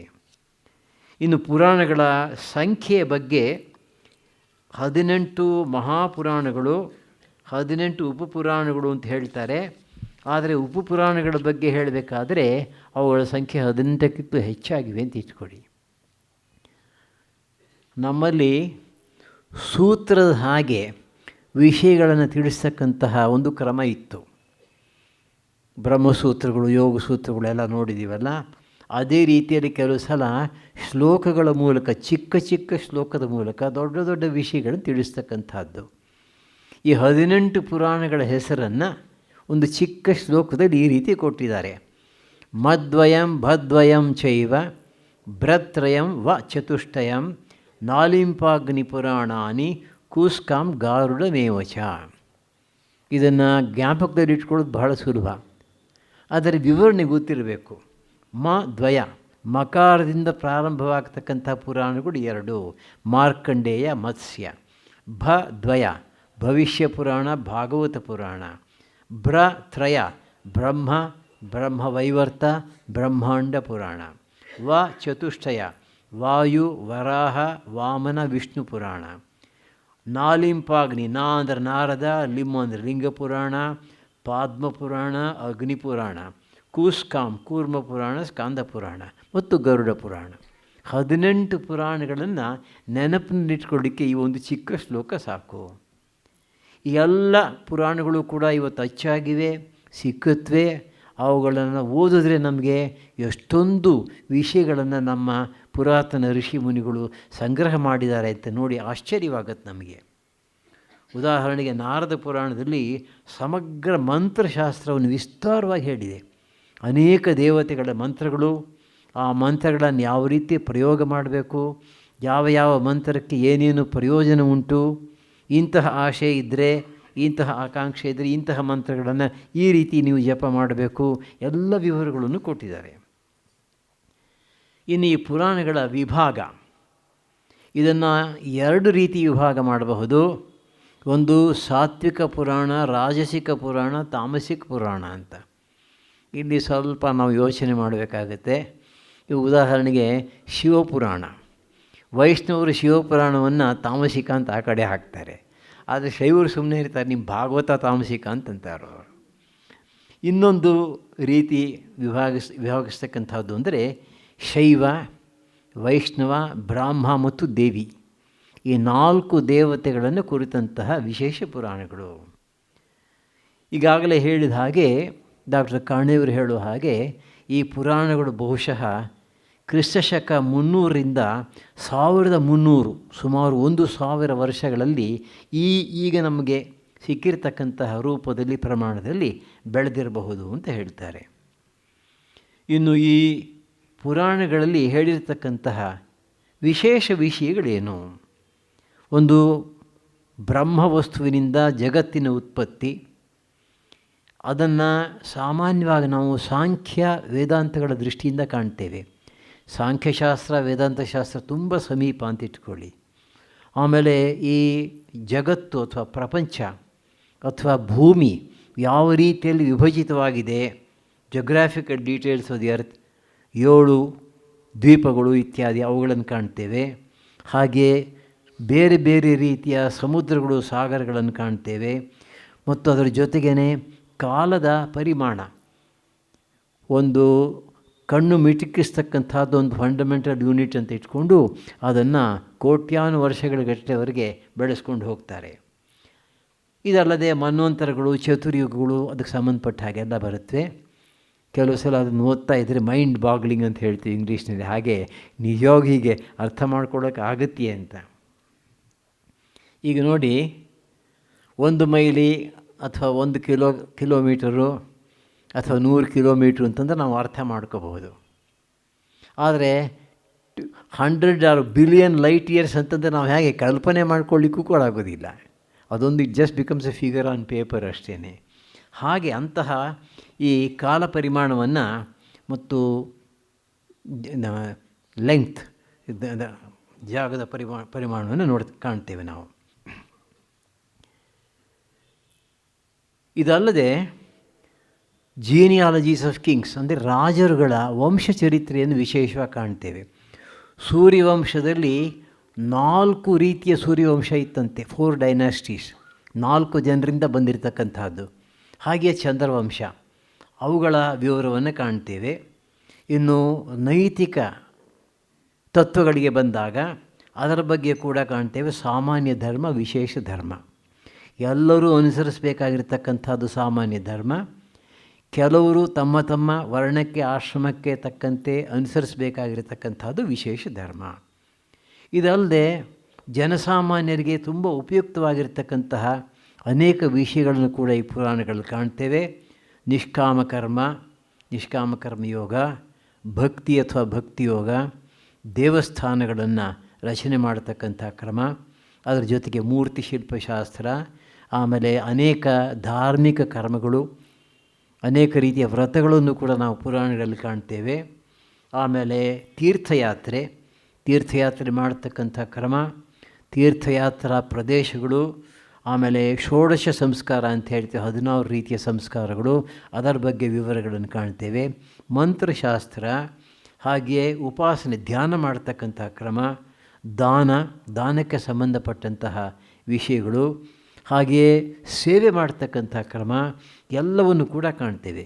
ಅಂದರೆ ಯಾವ ಯಾವ ವಿಷಯ ನಮಗೆ ದೈನಂದಿನ ಜೀವನದಲ್ಲಿ ಜನಸಾಮಾನ್ಯರಿಗೂ ಕೂಡ ಉಪಯುಕ್ತವಾಗುತ್ತೋ ಅಂಥ ಎಲ್ಲ ವಿಷಯಗಳನ್ನು ಕೂಡ ಒಂದಲ್ಲ ಒಂದು ರೀತಿಯಲ್ಲಿ ಈ ಪುರಾಣಗಳಲ್ಲಿ ಕೊಟ್ಟಿದ್ದಾರೆ. ಒಟ್ಟಿನಲ್ಲಿ ಇಷ್ಟನ್ನು ಹೇಳಬಹುದು, ನಮ್ಮ ಧರ್ಮವನ್ನು ಮತ್ತು ಸಂಸ್ಕೃತಿಯನ್ನು ರಕ್ಷಿಸಿಕೊಂಡು ಬರಲಿಕ್ಕೆ ಈ ಪುರಾಣಗಳು ಬಹಳ ಸಹಾಯ ಮಾಡಿವೆ. 100 ವರ್ಷಗಳಾದರೂ ಕೂಡ ನಮ್ಮ ಜೀವನ ಕ್ರಮದಲ್ಲಿ ಯಾವುದೋ ಒಂದು ವಿಷಯವನ್ನು ಆರಿಸಿಕೊಂಡು ಬಂದಿದ್ದರೆ ಅದನ್ನು, ಆ ಒಂದು ಸಂಪ್ರದಾಯವನ್ನು ಇವತ್ತಿಗೂ ಕೂಡ ಕಾಣ್ತೇವೆ. ಆ ರೀತಿ ಕಾಪಾಡ್ಕೊಂಡು ಬಂದಿರತಕ್ಕಂಥದ್ದು ಈ ಪುರಾಣಗಳ ಒಂದು ವಿಶೇಷ ಕೊಡುಗೆ ಅಂತ ಹೇಳಬಹುದು. ಇದರ ಜೊತೆಗೆ ಪುರಾಣಗಳಲ್ಲಿ ಬೇಕಾದಷ್ಟು ಚರಿತ್ರೆ ಇದೆ ಅಂತ ಪಂಡಿತರು ಹೇಳ್ತಾರೆ. ಹಿಸ್ಟ್ರಿ, ನಾನು ತಮಾಷೆಗೆ ಹೇಳೋದುಂಟು, ಹಿಸ್ಟ್ರಿ ಅಂದರೆ ಏನಪ್ಪ ಅಂದರೆ ಹಿಸ್ಟೋರಿ ಅಂತ. ಒಬ್ಬ ಮಹಾಪುರುಷ ಬರ್ತಾನೆ, ಅವನ ಕಥೆಯನ್ನು ನಾವು ಹಿಸ್ಟ್ರಿ ಮಾಡ್ಕೋತೀವಿ. ನಮ್ಮ ಹಿಸ್ಟ್ರಿ ಯಾರು ಬರೀತಾರೆ? ಮೊನ್ನೆ ಯಾರೋ ಹೇಳ್ತಾಯಿದ್ರು, ತಂದೆ ಹೆಸರು ಜ್ಞಾಪಕ ಇದೆ, ತಾತನ ಹೆಸರು ಜ್ಞಾಪಕ ಇದೆ, ಮುತ್ತಾತನಿಂದ ಆಚೆಗೆ ಯಾರ ಹೆಸರು ಜ್ಞಾಪಕ ಇರಲ್ಲ. ಆದರೆ ವಿವೇಕಾನಂದರು ಹುಟ್ಟಿ ನಾವು 150 ವರ್ಷ ಆಯಿತು, ಪ್ರಪಂಚದಲ್ಲಿ ಎಲ್ಲ ಕಡೆ ವಿಜೃಂಭಣೆಯಿಂದ ಆಚರಿಸ್ತಾ ಇದ್ದಾರೆ, ಇನ್ನೂ ನೆನೆಸ್ಕೋತಾ ಇದ್ದಾರೆ ಅವ್ರನ್ನ. ಹಾಗೆ ಮಹಾಪುರುಷರ ಚರಿತ್ರೆಗಳನ್ನು ಇಲ್ಲಿ ಕೊಟ್ಟಿದ್ದಾರೆ. ಅಂದರೆ ನಿಜವಾಗಿ ನಡೆದಿರತಕ್ಕಂತಹ ಅನೇಕ ವಿಷಯಗಳನ್ನು ಪುರಾಣಗಳಲ್ಲಿ ಕಾಣ್ತೇವೆ. ನೋಡುವುದಕ್ಕೆ ಅದು ಕಟ್ಟುಕಥೆ ಹಾಗೆ ಕಂಡರೂ ಕೂಡ ಸಂಪೂರ್ಣ ಕಟ್ಟುಕಥೆ ಅಲ್ಲ. ಈಗ ಈ ವ್ಯಕ್ತಿಗಳು ಬದುಕಿದ್ರು, ಇದರಲ್ಲಿ ಚಾರಿತ್ರಿಕ ಅಂಶ ಉಂಟು ಅಂತ ಅನ್ನೋದಕ್ಕೆ ಏನು ಆಧಾರ ಅಂತ ಯಾರಾದರೂ ಕೇಳಿದರೆ ಪಂಡಿತರು ಹೀಗೆ ಹೇಳ್ತಾರೆ, ಯಾವ ಒಂದು ವಿಶೇಷ ಘಟನೆ ನಡೀತೋ, ಮಹಾಪುರುಷ ಬಂದದ್ದು, ಅವನ ಜನ್ಮ, ಅವನ ಮರಣ, ಅಥವಾ ಅವನು ಯಾವುದಾದ್ರೊಂದು ಕೆಲಸವನ್ನು ಮಾಡಿದರೆ ಆ ಸಂದರ್ಭದಲ್ಲಿ ಆಕಾಶದಲ್ಲಿ ಗ್ರಹ ನಕ್ಷತ್ರಾದಿಗಳು ಯಾವ ರೀತಿ ಇದ್ದವು ಅನ್ನೋದನ್ನು ಪುರಾಣಗಳಲ್ಲಿ ದಾಖಲೆ ಮಾಡಿದ್ದಾರೆ. ಅಸ್ಟ್ರೋನಾಮಿಕಲ್ ಪೊಸಿಷನ್ಸ್ ಅಂದರೆ ಇವತ್ತು ನಾವು ಮಾಡರ್ನ್ ಅಸ್ಟ್ರಾನಮಿ ದೃಷ್ಟಿಯಿಂದಲೂ ಕೂಡ ಅದನ್ನು ತಗೊಂಡು ಲೆಕ್ಕ ಮಾಡ್ತಾ ಹೋದರೆ ಹಿಂದಕ್ಕೆ ಇಂತಹ ಇಸ್ವಿಯಲ್ಲಿ ಅದು ನಡೀತು ಅಂತ ಹೇಳಬಹುದು. ಆ ತರಹ ಕೆಲವರು ತುಂಬ ಕಷ್ಟಪಟ್ಟು ಕೆಲಸ ಮಾಡಿದ್ದಾರೆ. ನನಗೆ ತುಂಬ ಹಿಡಿಸಿದಂಥ ಒಂದು ಗ್ರಂಥ ಡಾಕ್ಟರ್ DS ತ್ರಿವೇದ ಅನ್ನೋರು ಇಂಡಿಯನ್ ಕ್ರಾನಾಲಜಿ ಅಂತ ಒಂದು ಪುಸ್ತಕ ಬರೆದಿದ್ದಾರೆ. ಭಾರತೀಯ ವಿದ್ಯಾಭವನ ಅದನ್ನು ಪಬ್ಲಿಷ್ ಮಾಡಿದ್ರು, ಆಮೇಲೆ ರೀಪ್ರಿಂಟ್ ಆಗಿಲ್ಲ, ಸಿಕ್ಕತ್ತೆ, ಎಲ್ಲ ಲೈಬ್ರರಿನಲ್ಲಿ ಹುಡುಕಬೇಕು. ಅವರು 8000 BC ಇಂದ 1947ವರೆಗೆ ಅನೇಕ ವಿಷಯಗಳನ್ನು ಕೊಟ್ಟಿದ್ದಾರೆ.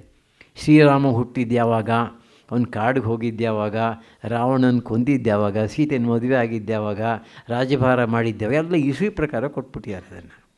ಅಂದರೆ ರಾಮಾಯಣ ಮಹಾಭಾರತಾದಿ ಗ್ರಂಥಗಳಲ್ಲಿ ಬರತಕ್ಕಂತಹ ಈ ವಿಷಯಗಳನ್ನು ಆಧರಿಸಿ ಗ್ರಹ ನಕ್ಷತ್ರಾದಿಗಳ ಜಾಗ, ಅದನ್ನು ಈ ನಮ್ಮ ಈಗಿನ ಕಾಲದ ಅಸ್ಟ್ರಾಲಜಿ ಪ್ರಕಾರ, ಅಸ್ಟ್ರಾನಮಿ ಪ್ರಕಾರ ಲೆಕ್ಕ ಮಾಡಿಬಿಟ್ಟು ಹಿಂದೆ ಇಸ್ವಿನ ಕೊಟ್ಟಿದ್ದಾರೆ.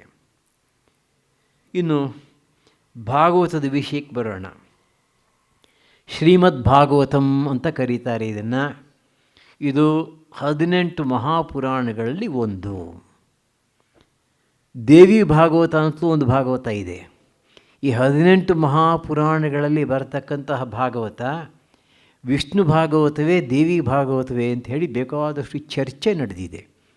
ಆದರೆ ಅದರಲ್ಲಿ ತುಂಬ ಜನ ಇದು ವಿಷ್ಣು ಭಾಗವತವೇ ಹೊರತು ದೇವಿ ಭಾಗವತ ಅಲ್ಲ ಅಂಥೇಳಿ ದೇವಿ ಭಾಗವತವನ್ನು ಉಪಪುರಾಣಕ್ಕೆ ಸೇರಿಸಿದ್ದಾರೆ. ನಾವು ಯಾವುದನ್ನು ದೇವಿ ಮಹಾತ್ಮ್ಯದಲ್ಲಿ ದುರ್ಗಾ ಸಪ್ತಶತಿಯಲ್ಲಿ ಕಾಣ್ತೀವೋ ಅದೇ ಕಥೆಯನ್ನು ವಿಸ್ತಾರವಾಗಿ ದೇವಿ ಭಾಗವತದಲ್ಲಿ ಕಾಣ್ತೇವೆ. ಅದನ್ನು ಉಪಪುರಾಣಗಳ ಗುಂಪಿಗೆ ಸೇರಿಸಿದ್ದಾರೆ. ಆದರೆ ಅದರಲ್ಲೂ ಕೂಡ ದೇವಿಯ ಉಪಾಸನೆಗೆ ಸಂಬಂಧಪಟ್ಟಂತಹ ಅನೇಕ ವಿಷಯಗಳನ್ನು ಕಾಣಬಹುದು. ಈ ಭಾಗವತ 18,000 ಶ್ಲೋಕಗಳು ಇದೆ ಅಂತ ಹೇಳ್ತಾರೆ.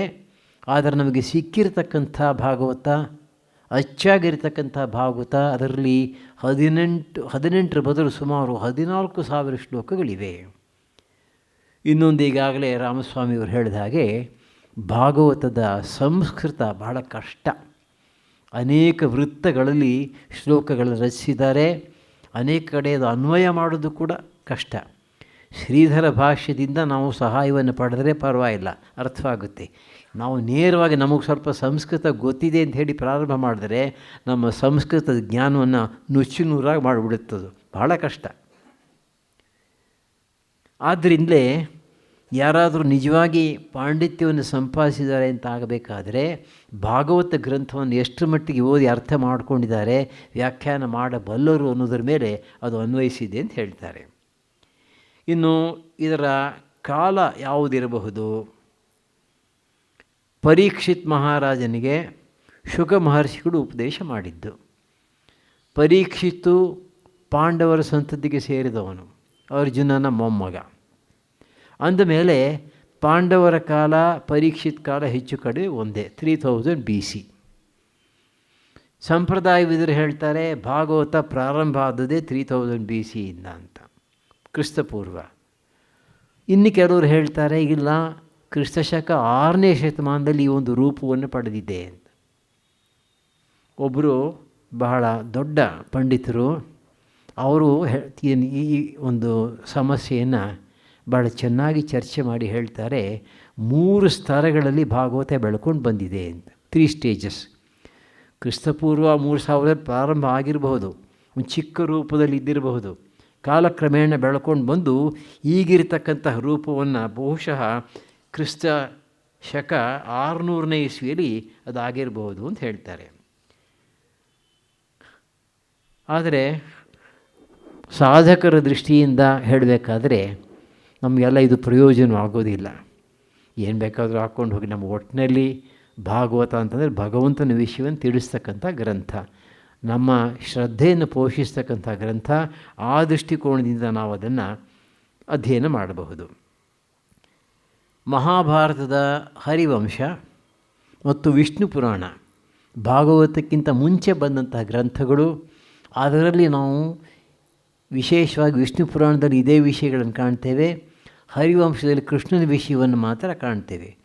ಬಹುಶಃ ಈಗಿನ ಭಾಗವತದಲ್ಲಿ ಈ ಗ್ರಂಥಗಳಿಂದಲೂ ಕೂಡ ಸಾಕಷ್ಟು ವಿಷಯಗಳನ್ನು ಎರವಲು ಪಡ್ಕೊಂಡಿರಬಹುದು ಅಂತ ಹೇಳಬಹುದು. ಇನ್ನು ಇದರಲ್ಲಿ ಜ್ಞಾನ ಮತ್ತು ಭಕ್ತಿ ಎರಡರ ಒಂದು ಮಧುರ ಸಮ್ಮಿಶ್ರಣವನ್ನು ಕಾಣ್ತೇವೆ. ಪರಮಹಂಸರು ಒಂದು ಕಡೆ ಹೇಳ್ತಾರೆ, ಭಾಗವತ ಗ್ರಂಥ ಬಹಳ ಸೊಗಸಾಗಿರ್ತಕ್ಕಂಥ ಗ್ರಂಥ. ಅದನ್ನು ಯಾವುದಕ್ಕೆ ಹೋಲಿಸಬಹುದು ಅಂತಂದರೆ, ಒಂದು ಸಿಹಿ ತಿಂಡಿಯನ್ನು ತುಪ್ಪದಲ್ಲಿ ಬೇಯಿಸಿಬಿಟ್ಟು ಜೇನುತುಪ್ಪದಲ್ಲಿ ಅದ್ದಿದ್ರೆ ಹೇಗಿರುತ್ತೋ ರುಚಿ ಅದರ ಹಾಗೆ ಅಂತ. ಅಲ್ಲಿ ಜ್ಞಾನವೂ ಉಂಟು, ಭಕ್ತಿಯೂ ಉಂಟು. ಈ ಜ್ಞಾನಕ್ಕೂ ಮತ್ತು ಭಕ್ತಿಗೂ ಯಾವ ರೀತಿಯಲ್ಲೂ ಕೂಡ ವಿರೋಧ ಇಲ್ಲ ಅಂತನ್ನೋದನ್ನು ಕೂಡ ಈ ಒಂದು ದೃಷ್ಟಾಂತದಿಂದ ನಾವು ಕಲಿಯಬಹುದು. ಇದರ ಜೊತೆಗೆ ಮತ್ತೊಂದು ನಾವು ನೋಡ್ತಕ್ಕಂಥದ್ದು, ಭಾಗವತದಲ್ಲಿ ಈ ಎಲ್ಲ ಧರ್ಮಗಳನ್ನು ಕೂಡ, ಎಲ್ಲ ಸಂಪ್ರದಾಯಗಳನ್ನು ಕೂಡ ಒಟ್ಟು ಮಾಡಿದ್ದಾರೆ. ಶಿವನ ಬಗ್ಗೆಯೂ ಬೇಕಾದಷ್ಟು ಹೊಗಳಿಕೆಯ ಮಾತು ಬರುತ್ತೆ, ಶಿವನ ಮೇಲಿನ ಸ್ತೋತ್ರಗಳು ಬರುತ್ತೆ, ಶಿವ ಮಾಡಿದಂಥ ಉಪದೇಶ ಬರುತ್ತೆ. ಹಾಗೆ ವಿಷ್ಣುವಿಂದು ಕೂಡ ಬಹುಶಃ ಯಾವುದೋ ಒಂದು ಕಾಲದಲ್ಲಿ ಶೈವ ವೈಷ್ಣವ ಸಂಪ್ರದಾಯಗಳಲ್ಲಿ ಘರ್ಷಣೆ ಆಗ್ತಾ ಇದ್ದರೆ ಅದನ್ನು ಸರಿ ಮಾಡಬೇಕು ಅಂಥೇಳಿ ಭಾಗವತಕಾರರು ಪ್ರಯತ್ನ ಪಟ್ಟಿರಬಹುದು.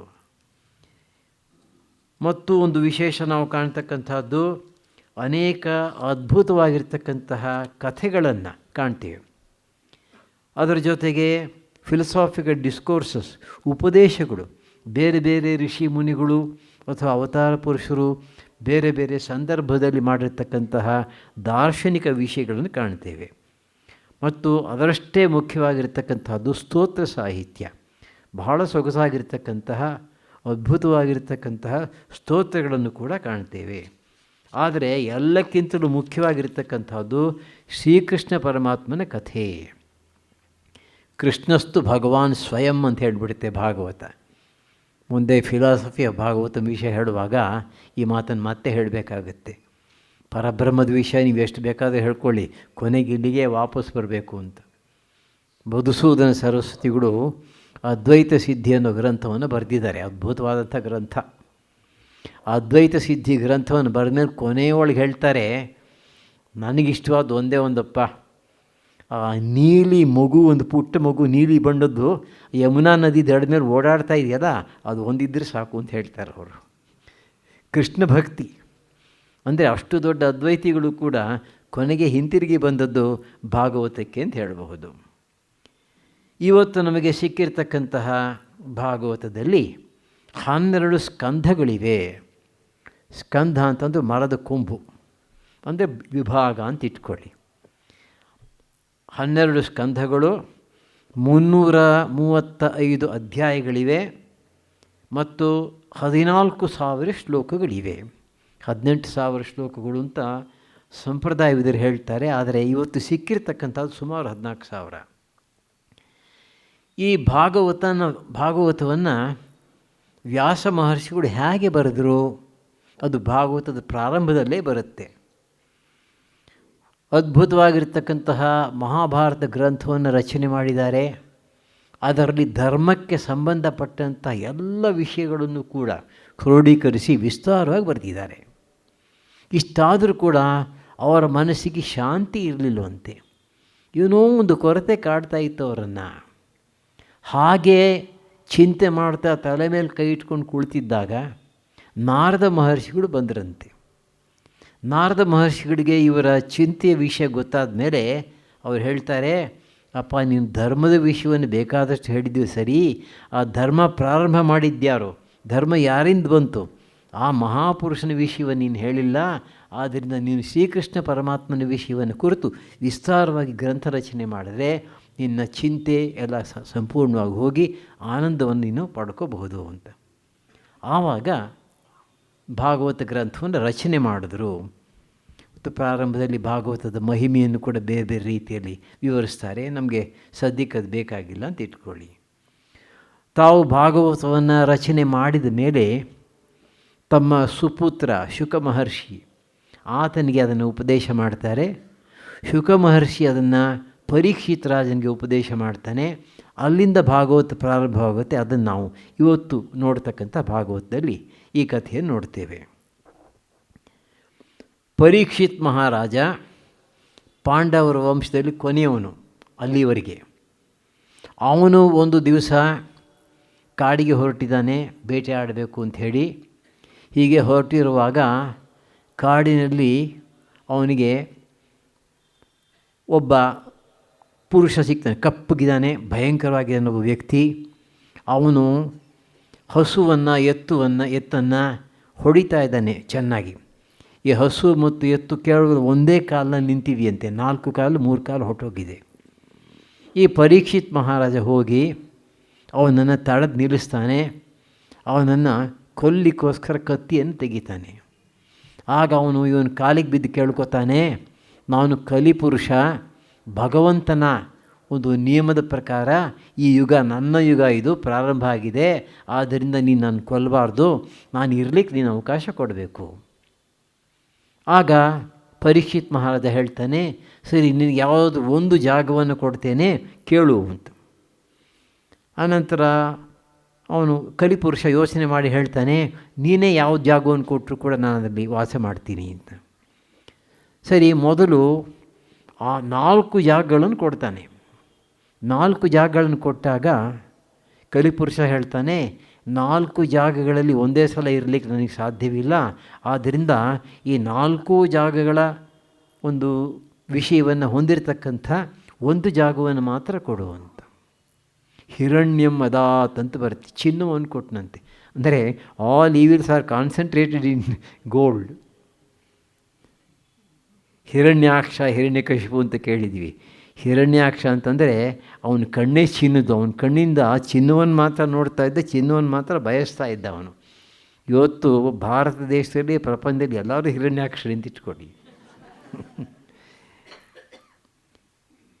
ಹೀಗೆ ಅವನು ಚಿನ್ನದಲ್ಲಿ ನೀನು ವಾಸ ಮಾಡಬಹುದು ಅಂತ ಜಾಗವನ್ನು ಕೊಟ್ಟಾಗ ಈ ಕಲಿಪುರುಷ ಏನು ಮಾಡಿದಂತೆ, ಇವನು ಚಿನ್ನದ ಕಿರೀಟ ಧರಿಸಿದ್ನಲ್ಲ ಅಲ್ಲಿ ಹೋಗಿ ಸೇರ್ಕೊಂಡ್ಬಿಟ್ನಂತೆ.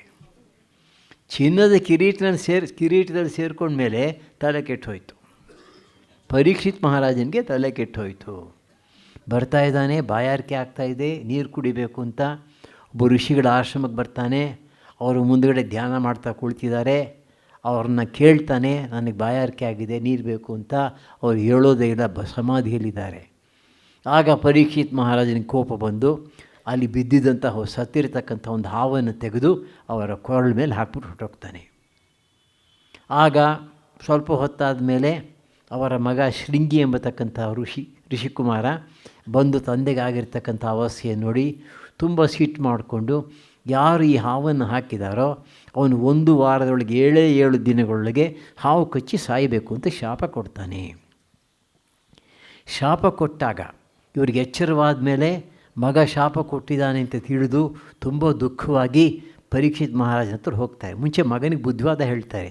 ಈ ಮಹಾಧರ್ಮಾತ್ಮನಾಗಿರ್ತಕ್ಕಂಥ ರಾಜ, ಆತನ ಪೋಷಣೆಯಲ್ಲಿ ನಾವೆಲ್ಲ ಇದ್ದೇವೆ, ನೀನು ಶಾಪ ಕೊಟ್ಟಿದ್ದು ತಪ್ಪಾಯಿತು, ಆದರೆ ಶಾಪವನ್ನು ಹಿಂದೆ ತೆಗೆದುಕೊಳ್ಳಿಕ್ಕೆ ಸಾಧ್ಯವಿಲ್ಲ. ಆದ್ದರಿಂದ ಇವರೇನು ಮಾಡ್ತಾರೆ, ಪರೀಕ್ಷಿತ್ ಮಹಾರಾಜನ ಹತ್ರ ಹೋಗಿ ಅವನಿಗೆ ಇದರ ವಿಷಯವನ್ನು ತಿಳಿಸ್ತಾರೆ. ಈಗ ಪರೀಕ್ಷಿತ್ ಮಹಾರಾಜನ ಗಾಬರಿ ಆಗುತ್ತೆ. ಇನ್ನು 7 ದಿನ ಇರೋದು, ನಾನು ಏನು ಮಾಡಬೇಕು? ಆ ಸಮಯಕ್ಕೆ ಸರಿಯಾಗಿ ಶುಕ ಮಹರ್ಷಿಗಳು ಬರ್ತಾರೆ. ಭಾಗವತವನ್ನು 7 ದಿವಸ ಕೂಡ ಪ್ರವಚನ ಮಾಡ್ತಾರೆ. ಇವನು ಕೂತ್ಕೊಂಡು ಭಾಗವತವನ್ನು ಕೇಳ್ತಾ ಅವನ ಮನಸ್ಸು ಸಂಪೂರ್ಣವಾಗಿ ಶುದ್ಧವಾಗಿ ಕೃಷ್ಣ ಪರಮಾತ್ಮನ ಮನಸ್ಸು ಲೀನವಾಗುತ್ತೆ. ಆನಂತರ ಅವನು ಪ್ರಾಣತ್ಯಾಗ ಮಾಡ್ತಾನೆ. ಅದು ಕೂಡ ಕಥೆ ಹೇಳ್ತಾರೆ. ಒಬ್ಬ ಬ್ರಾಹ್ಮಣನಿಗೆ ಈ ವಿಷಹರ ಶಕ್ತಿ ಇತ್ತಂತೆ. ಈಗ ಕಾರ್ಕೋಟಕ ವಿಷ ಬರ್ತಾ ವಾಸುಕಿ ಅಂತ ಕಾಣುತ್ತೆ, ಬರ್ತಾ ಇದ್ದಾನೆ, ಕಚ್ಚಬೇಕು ಅಂತ ಹೇಳಿಬಿಟ್ಟು. ಆಗ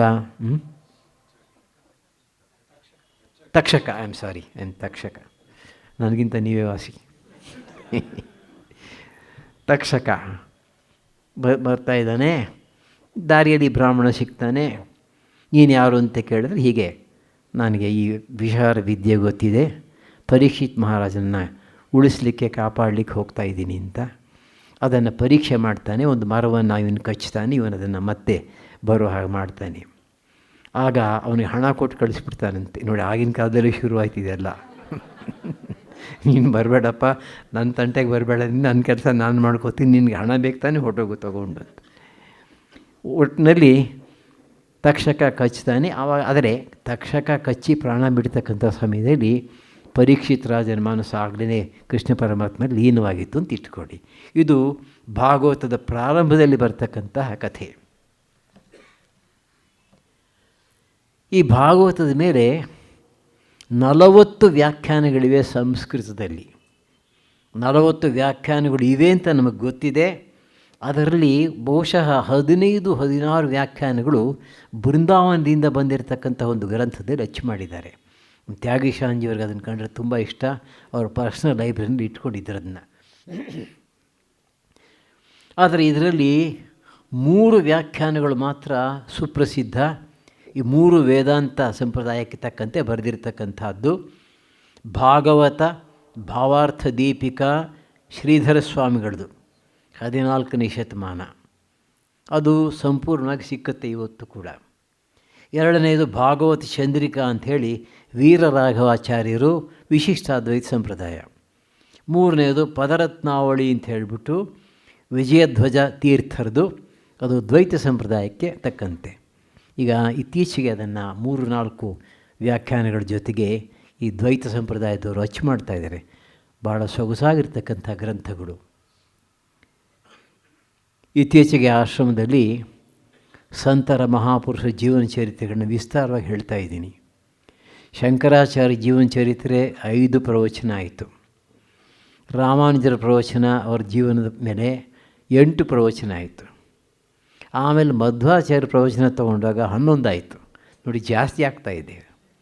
ಯಾತಕ್ಕೆ ಹೇಳಿದೆ ಅಂತಂದರೆ, ಮಧ್ವಾಚಾರ್ಯರ ಜೀವನವನ್ನು ಅಧ್ಯಯನ ಮಾಡ್ತಾ ಇದ್ದಾಗ ಅವರ ಗ್ರಂಥಗಳ ಬಗ್ಗೆ, ಜೀವನದ ಬಗ್ಗೆ, ಘಟನೆಗಳ ಬಗ್ಗೆ ಎಂತಹ ಅದ್ಭುತ ವ್ಯಕ್ತಿತ್ವ ಅನ್ನೋದು ನಮ್ಗೆ ಅರ್ಥವಾಗುತ್ತೆ. ಅಂದರೆ ಚಿಕ್ಕ ಮನಸ್ಸಿನವರು ಮಾತ್ರ ಜಗಳ ಆಡ್ತಾರೆ ಹೊರತು ಮಹಾತ್ಮರು ಎಂದಿಗೂ ಆ ರೀತಿ ಜಗಳ ಆಡಲ್ಲ. ಮಧ್ವಾಚಾರ್ಯ ಎಂದಿಗೂ ಕೂಡ ಶಂಕರಾಚಾರ್ಯರನ್ನು ಕ್ರಿಟಿಸೈಸ್ ಮಾಡಿಲ್ಲ. ಅವರ ಅದ್ವೈತ ಸಂಪ್ರದಾಯವನ್ನು, ಅದ್ವೈತ ದರ್ಶನವನ್ನು ಅವರು ಕ್ರಿಟಿಸೈಸ್ ಮಾಡಿರ್ಬೋದು. ಅಲ್ಲಿಗೆ ಭಾಗವತ ಗ್ರಂಥ ಭಕ್ತಿ ಪ್ರಧಾನವಾಗಿರ್ತಕ್ಕಂಥ ಗ್ರಂಥವಾದದ್ದರಿಂದ ದ್ವೈತ ವೇದಾಂತಿಗಳು ಕೂಡ ತುಂಬ ಪ್ರಿಯವಾಗಿರ್ತಕ್ಕಂಥ ಗ್ರಂಥ ಅದು.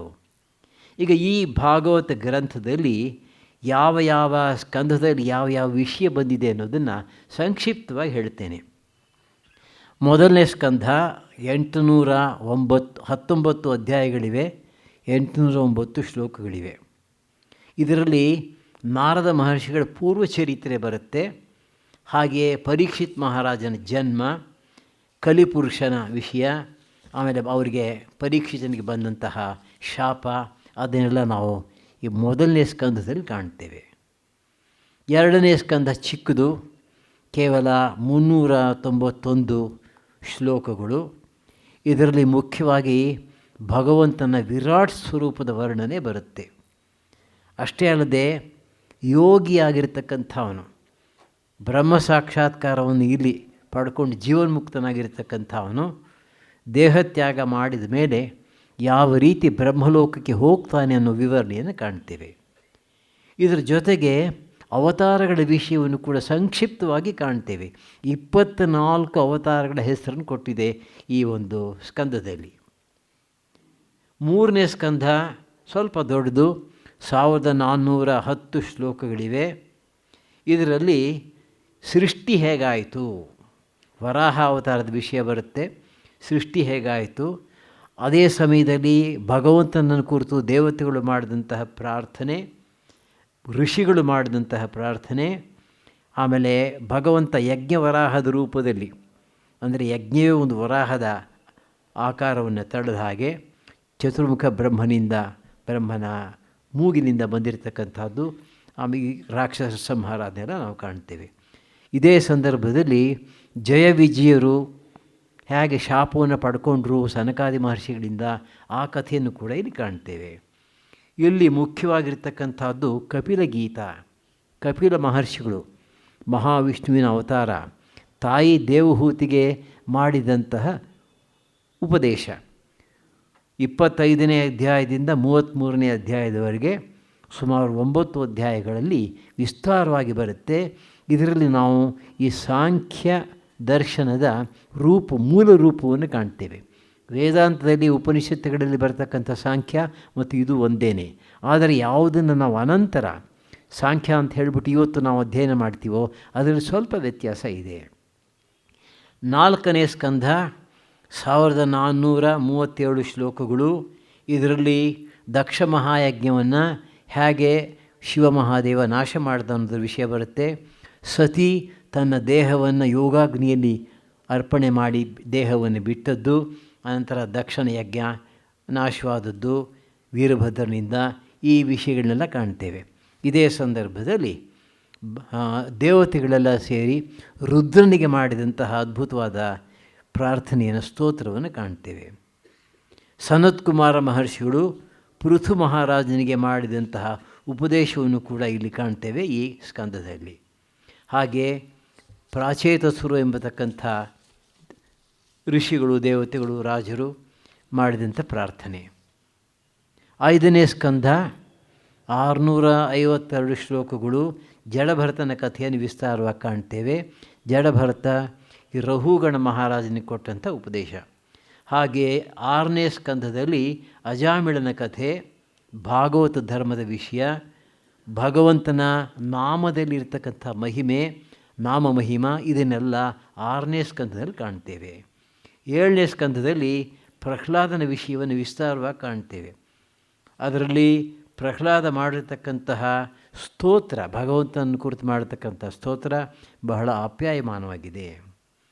ಹಾಗೆಯೇ ವರ್ಣಾಶ್ರಮ ಧರ್ಮಗಳ ವಿಷಯವನ್ನು ಕೂಡ ವಿಸ್ತಾರವಾಗಿ ಕಾಣ್ತೇವೆ.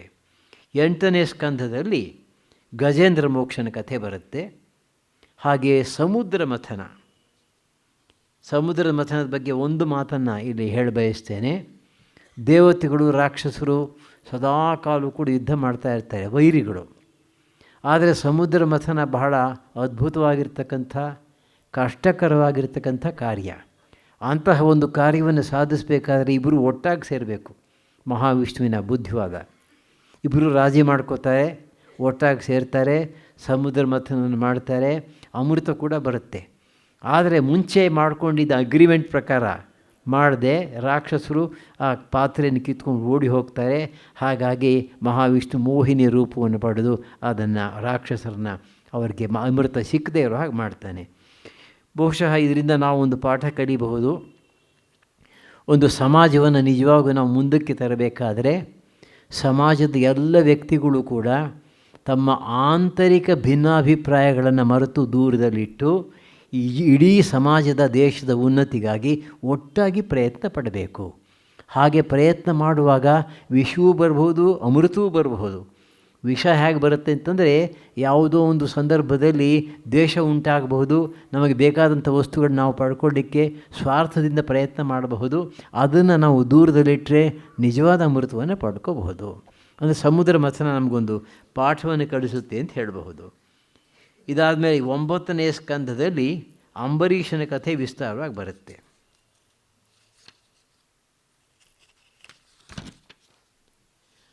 ಇನ್ನು 10ನೇ ಸ್ಕಂಧ, ಅದರಲ್ಲಿ 2 ಭಾಗ ಉಂಟು, ಪೂರ್ವಾರ್ಧ, ಉತ್ತರಾರ್ಧ. ಪೂರ್ವಾರ್ಧದಲ್ಲಿ 2005 ಶ್ಲೋಕಗಳುಂಟು, ಉತ್ತರಾರ್ಧದಲ್ಲಿ 1933 ಶ್ಲೋಕ.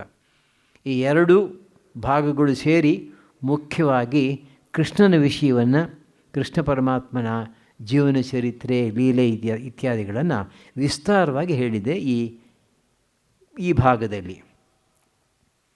ಇಲ್ಲಿ ಬಹುಶಃ ಇನ್ನೊಂದು ವಿಷಯವನ್ನು ಪ್ರಸ್ತಾಪ ಮಾಡಬೇಕಾಗತ್ತೆ. ಸಾಮಾನ್ಯವಾಗಿ ಯಾರಾದರೂ ಹಿಂದೂ ಧರ್ಮದ ಮೇಲೆ ಆಪಾದನೆ ಮಾಡಬೇಕಾದರೆ ಅವರಿಗೆ ಸಿಗ್ತಕ್ಕಂಥ ಒಂದು ಕೋಲು ಒಂದು ಶ್ರೀಕೃಷ್ಣ ಮೇಲೆ ಇಲ್ಲದ ಸಲದ ಆಪಾದನೆಗಳೆಲ್ಲ ಮಾಡ್ತಾರೆ. ಆಲ್ ಅಬೌಟ್ ಕೃಷ್ಣ ಅಂತ ನಮ್ಮ ಆಶ್ರಮದಿಂದ ಒಂದು ಗ್ರಂಥ ತಂದಿದ್ದೇವೆ, ಅದರಲ್ಲಿ ವಿಸ್ತಾರವಾಗಿ ಈ ವಿಷಯವನ್ನು ಚರ್ಚೆ ಮಾಡಿದೆ. ಈಗ ನೀವು ಶ್ರೀಕೃಷ್ಣನನ್ನು ಆ ರೀತಿ ಟೀಕೆ ಮಾಡಬೇಕಾದ್ರೆ ನಾನು ಒಂದು ಮಾತನ್ನು ಹೇಳ್ತೀನಿ ಕೇಳಿ. ಏನು ಅಂತಂದರೆ, ಸಂಸ್ಕೃತದಲ್ಲಿ ಅರ್ಧಜರತಿ ನ್ಯಾಯ ಅಂತ ಉಂಟು, ಮ್ಯಾಕ್ಸಿಮ್, ಒಂದು ಪ್ರಾವರ್ಬ್ ಇದ್ದ ಹಾಗೆ. ಅದರ ಅರ್ಥವನ್ನು ಹೇಳುವಾಗ ವ್ಯಾಖ್ಯಾನಕಾರ ಹೇಳ್ತಾರೆ, ಒಂದು ಕೋಳಿ ಮೊಟ್ಟೆಯನ್ನು ತಗೊಂಡು ಅರ್ಧ ಭಾಗ ಮಾಡಿ ಇದು ಮರಿ ಮಾಡೋದಕ್ಕೆ, ಇದು ತಿನ್ನೋದಕ್ಕೆ ಅಂತ ಹೇಳೋಕ್ಕಾಗಲ್ಲ. ತಗೊಂಡ್ರೆ ಪೂರ್ತಿ ತಗೋಬೇಕು, ಬಿಟ್ಟರೆ ಪೂರ್ತಿ ಬಿಡಬೇಕು. ಈ ಕೃಷ್ಣನನ್ನು ನೀವು ಈ ರೀತಿ ಟೀಕೆ ಮಾಡಬೇಕಾದ್ರೆ ನಿಮ್ಗೆ ಆಧಾರ ಯಾವುದು? ಭಾಗವತನ ಪೂರ್ತಿ ತಗೋಬೇಕು ನೀವು. ಈ ಕಡೆಯಿಂದ ಆ ಕಡೆವರೆಗೆ ಭಾಗವತನ ತಗೊಂಡ್ರೆ ಕೃಷ್ಣ ಪುಟ್ಟ ಮಗು, ಬಹುಶಃ 15 ದಿವಸ 1 ತಿಂಗಳು ಆಗಿಲ್ಲ, ಅವನು ಪೂತನಿಯನ್ನು ಕೊಂದ. ಅಲ್ಲಿಂದ ಶುರುವಾಯಿತು ಎಕ್ಸ್ಪ್ಲಾಯ್ಟ್ಸ್ ಒಂದು. ಅದನ್ನೆಲ್ಲ ನೀವು ಒಪ್ಕೋಬೇಕು. ಈ ಅನೇಕ ದೊಡ್ಡ ದೊಡ್ಡ ರಾಕ್ಷಸರನ್ನ ಕೊಂದದ್ದು ಮತ್ತು ಆ ಬೆಟ್ಟವನ್ನು ಕಿರಿಬೆರಳಿನಲ್ಲಿ ಎತ್ತಿದ್ದು, ಈ ಅದ್ಭುತವಾಗಿರ್ತಕ್ಕಂಥ ಸಾಹಸ ಕೃತ್ಯಗಳನ್ನು ಕೂಡ ನೀವು ಒಪ್ಕೋಬೇಕು. ಅದನ್ನು ಒಪ್ಕೊಂಡ್ಬಿಟ್ರೆ ಶ್ರೀಕೃಷ್ಣ ಸಾಮಾನ್ಯ ಮನುಷ್ಯ ಅಲ್ವೇ ಅಲ್ಲ, ಸಾಕ್ಷಾತ್ ಭಗವಂತನೇನೋ ನಿರ್ಣಯಕ್ಕೆ ಬರಬೇಕಾಗತ್ತೆ. ಒಪ್ಪಿದ್ರೆ 2 ಒಪ್ಪಬೇಕು, ಇಲ್ಲ ಬಿಟ್ಟರೆ 2 ಬಿಡಬೇಕು. ಅರ್ಧಜರತಿ ನ್ಯಾಯ. ಇದರಲ್ಲಿ ಶ್ರೀಕೃಷ್ಣನ ಜೀವನಕ್ಕೆ ಸಂಬಂಧಪಟ್ಟಂತಹ ಅನೇಕ ಘಟನೆಗಳನ್ನು ನಾವು ಕಾಣ್ತೇವೆ. ಘಟನೆಗಳನ್ನು ವಿಸ್ತಾರವಾಗಿ ಕೊಟ್ಟಿರುವುದ್ರ ಜೊತೆಗೆ ಅನೇಕ ಸಂದರ್ಭಗಳಲ್ಲಿ ಉತ್ತಮವಾದ ಸ್ತೋತ್ರಗಳನ್ನು ಕೂಡ ಕಾಣ್ತೇವೆ. ಚತುರ್ಮುಖ ಬ್ರಹ್ಮನದು, ಇಂದ್ರನ ಸ್ತೋತ್ರ ಇತ್ಯಾದಿ. ಹಾಗೆಯೇ ಕಾಳಿಯ ನಾಗನ ಪತ್ನಿಯರು ಮಾಡ್ತಕ್ಕಂಥ ಸ್ತೋತ್ರ, ಗೋಪಿಕಾ ಗೀತ, ಭ್ರಮರಗೀತ ಇತ್ಯಾದಿ. ಅದರ ಉತ್ತರಾರ್ಧದಲ್ಲಿ ಕೂಡ ಇದೇ ರೀತಿ ಘಟನೆಗಳನ್ನು ಕಾಣ್ತೇವೆ. ಅದರ ಜೊತೆಗೆ ಮುಚುಕುಂದ ಮಹಾರಾಜ ಮಾಡಿದಂತಹ ಪ್ರಾರ್ಥನೆ, ಸ್ಯಮಂತಕ ಮಣಿಗೆ ಸಂಬಂಧಪಟ್ಟಂತಹ ಕಥೆ ಮತ್ತು ಕೃಷ್ಣ 16,000 ಜನ ಪತ್ನಿಯರನ್ನು ಹೊಂದಿದ್ದ ಅಂತ ಹೇಳುತ್ತೆ ಭಾಗವತ. ಹಾಗಾದರೆ ಅದು ನಾರದ ಮಹರ್ಷಿಗಳು ಒಂದು ಸಲ ಸಂಶಯ ಬಂತಂತೆ, 16,000 ಜನ ಪತ್ನಿಯರನ್ನ ಹೇಗೆ ಸಂತೋಷವಾಗಿ ಇಟ್ಟಿದ್ದ ಅಂತ. ಕೃಷ್ಣ ಹೇಳಿದಂತೆ ನೀನೇ ಹೋಗಿ ನೋಡು ಅಂತ. 16,000 ಅರಮನೆಗಳಲ್ಲಿ ಹೋದರೆ ಪ್ರತಿಯೊಂದು ಅರಮನೆಯಲ್ಲೂ ಕೃಷ್ಣ ಇದ್ದಾನೆ. ಒಂದು ಮನೆಯಲ್ಲಿ ಮಗುವನ್ನು ಆಡಿಸ್ತಾ ಇದ್ದಾನೆ, ಇನ್ನೊಂದು ಮನೆಯಲ್ಲಿ ಬೀಲಿನ ಅಭ್ಯಾಸ ಮಾಡ್ತಾಯಿದ್ದಾನೆ, ಬಾಣದ ಅಭ್ಯಾಸ ಮಾಡ್ತಿದ್ದಾನೆ, ಇನ್ನೊಂದು ಕಡೆ ಊಟ ಮಾಡ್ತಾಯಿದ್ದಾನೆ, ಇನ್ನೊಂದು ಕಡೆ ನಿದ್ದೆ ಮಾಡ್ತಾಯಿದ್ದಾನೆ. ಅಂದರೆ ಒಬ್ಬನೇ ಪರಮಾತ್ಮ ಅನೇಕ ಯೋಗ ಶರೀರಗಳನ್ನು ಧರಿಸಿ ಎಲ್ಲರನ್ನೂ ಕೂಡ ತೃಪ್ತಿಪಡಿಸ್ದ ಅಂತ. ಇದನ್ನು ಕೂಡ ನಾವು ಉತ್ತರಾರ್ಧದಲ್ಲಿ ಕಾಣ್ತೇವೆ. ಮತ್ತು ಸುಧಾಮನ ಕತೆ, ಹಾಗೆಯೇ ಋಷಿಗಳು ಮಾಡಿದಂಥ ಪ್ರಾರ್ಥನೆ. 11ನೇ ಸ್ಕಂಧ ಬಹಳ ಮುಖ್ಯ. ಇದರಲ್ಲಿ ಭಾಗವತ ಧರ್ಮಗಳ ವಿಷಯವನ್ನು ಹೇಳಿದ್ದಲ್ಲದೆ ಉದ್ಧವ ಗೀತೆಯನ್ನು ಕೂಡ ಕಾಣ್ತೇವೆ. ಇದು ಭಗವದ್ಗೀತೆಗಿಂತ ಸ್ವಲ್ಪ ವಿಸ್ತಾರವಾಗಿರ್ತಕ್ಕಂಥದ್ದು, 1000 ಶ್ಲೋಕಕ್ಕಿಂತಲೂ ಹೆಚ್ಚಾಗಿದೆ. ಆದರೆ ಭಗವದ್ಗೀತೆಯಷ್ಟು ಸುಲಭ ಅಲ್ಲ, ಅರ್ಥ ಮಾಡ್ಕೊಳ್ಳೋದು ಸ್ವಲ್ಪ ಕಷ್ಟ ಅಂತ ಹೇಳಿ. ಈ ಉದ್ಧವ ಗೀತೆಯನ್ನು ಶ್ರೀಧರ ಭಾಷ್ಯದ ಜೊತೆಗೆ ನಾವು ಅಧ್ಯಯನ ಮಾಡಿದ ಪಕ್ಷದಲ್ಲಿ ಬೇಕಾದಷ್ಟು ಆಧ್ಯಾತ್ಮಿಕ ಜೀವನಕ್ಕೆ ಸಂಬಂಧಿಸ್ತಕ್ಕಂಥ ವಿಷಯಗಳನ್ನು ನಾವು ಅರ್ಥ ಮಾಡ್ಕೋಬಹುದು. 12ನೇ ಸ್ಕಂಧದಲ್ಲಿ ಕಲಿಧರ್ಮಗಳು, ಈ ಕಲಿಯುಗದಲ್ಲಿ ಜನ ಯಾವ ರೀತಿ ನಡ್ಕೋತಾರೆ ಅಂತ. ಅದನ್ನು ನಾನು ಓದಿದಾಗ ನನಗನ್ನಿಸ್ತು ಏನು ಪ್ರಯೋಜನ ಇಲ್ಲ ಅದು ಅಂತ. ಯಾಕೆ ಅಂತಂದರೆ ಈಗ ನಾವು ನಮ್ಮ ಕಣ್ಣಲ್ಲಿ ಕಾಣ್ತಾ ಇದ್ದೀವಲ್ಲ, ಆ ಕಲಿಯುಗದ ಅವ್ರು ಏನು ಹೇಳಿದ್ದಾರೆ ಅದರ 10ರಷ್ಟು ಮಾಡ್ತಾಯಿದ್ದೀವಿ ನಾವು ಇವತ್ತು. ಅದ್ಭುತವಾಗಿರ್ತಕ್ಕಂಥ ಕಲಿಯುಗ ನಮ್ಮದು, ಹೊಸ ಕಲಿಯುಗ ಅದು. ಆಮೇಲೆ ಕಲ್ಕಿ ವಿಷಯ, ಕಲ್ಕಿ ಅವತಾರ ಯಾವ ಸಮಯದಲ್ಲಿ ಆಗುತ್ತೆ ಅನ್ನೋದನ್ನು ಬಹಳ ಸ್ಪಷ್ಟವಾಗಿ ಹೇಳಿದ್ದಾರೆ. ಲಕ್ಷಾಂತರ ವರ್ಷಗಳಾದಮೇಲೆ ಆಗಬೇಕಾದಂಥದ್ದು. ನಾವು ಇನ್ನೂ ಚಿಕ್ಕ ಹುಡುಗರಾಗಿದ್ದಾಗ ನಮ್ಮ ಮನೆ ಹತ್ತಿರ ಗೋಪಾಲಕೃಷ್ಣ ದೇವಸ್ಥಾನ ಇದೆ ಮಲ್ಲೇಶ್ವರದಲ್ಲಿ. ಅದರ ಹಿಂದ್ಗಡೆ ಒಂದು ಚಿಕ್ಕ ಸಂಧಿ, ಅಲ್ಲಿ ಒಬ್ಬರು ನಾನೇ ಕಲ್ಕಿ ಅಂತ ಶುರು ಮಾಡಿಬಿಟ್ರು. ಅದಕ್ಕೆ ಎಲ್ಲರೂ ಅವ್ರನ್ನ ಕಲ್ಕಿ ಕಲ್ಕಿ ಅಂತ ಕರೀತಾಯಿದ್ರು. ಅದಾದಮೇಲೆ ಬಹುಶಃ ಇನ್ನೊಂದು 3-4 ಜನ ಕಲ್ಕಿಗಳು ಬಂದಿದ್ದಾರೆ ಅಂತ ಕಾಣುತ್ತೆ. ಒಂದು 2 ವರ್ಷದ ಕೆಳಗೆ ನಾನು ಪೇಪರ್ನಲ್ಲಿ ಓದಿದೆ, ಮದ್ರಾಸ್ನಲ್ಲಿ ಒಬ್ಬರು ಕಲ್ಕಿ ಇದ್ದಾರಂತೆ. ಅವರು ವರ್ಷಕ್ಕೊಂದು ಸಲ ದರ್ಶನ ಕೊಡ್ತಾರಂತೆ, ಬುಲೆಟ್ ಪ್ರೂಫ್ ರೂಮ್ನಲ್ಲಿ ಕೂತ್ಕೊಂಡು. ದೇವರೇ ಬಲ್ಲ, ಅದು ಎಂಥ ಕಲ್ಕಿನೋ. ಇದರ ಜೊತೆಗೆ ತುಂಬ ನಮಗೆ ಹಿಡಿಸ್ತಕ್ಕಂಥ ಒಂದು ವಿಷಯ ಈ ಸ್ಕಂದದಲ್ಲಿ ಕಾಣ್ತೇವೆ. ಹರಿನಾಮ ಸಂಕೀರ್ತನೆ ಈ ಕಲಿಯುಗದಲ್ಲಿ ಅತಿ ಉತ್ತಮವಾದ, ಅತಿ ಸುಲಭವಾಗಿರ್ತಕ್ಕಂತಹ ಸಾಧನೆ. ಅದರ ಮೂಲಕ ಎಲ್ಲವನ್ನೂ ಕೂಡ ಪಡ್ಕೋಬಹುದು ಅಂತ. ವ್ಯಾಸ ಮಹರ್ಷಿಗಳು ಸ್ನಾನ ಮಾಡ್ತಾ ಇದ್ದಾರಂತೆ ನದಿಯಲ್ಲಿ. ಎಲ್ಲ ಋಷಿಗಳು ಬಂದು ಮೇಲ್ಗಡೆ ನಿಂತಿದ್ದಾರಂತೆ. ಕಲಿಯುಗ ಪ್ರಾರಂಭ ಆಗಿಬಿಟ್ಟಿದೆಯಂತೆ. ವ್ಯಾಸ ಮಹರ್ಷಿಗಳು ಮೇಲೆ ಬಂದು 2 ಕೈಯನ್ನು ಎತ್ತಿ ಹೇಳ್ತಾರಂತೆ, ಈ ಕಲಿಯುಗವೇ ಅತ್ಯುತ್ತಮವಾಗಿರ್ತಕ್ಕಂಥ ಯುಗ ಅಂತ. ಮಿಕ್ಕ ಋಷಿಗಳಿಗೆಲ್ಲ ಆಶ್ಚರ್ಯವಾಗುತ್ತಂತೆ, ಅದು ಹೇಗೆ ಹೇಳ್ತೀರಿ ಅಂತ.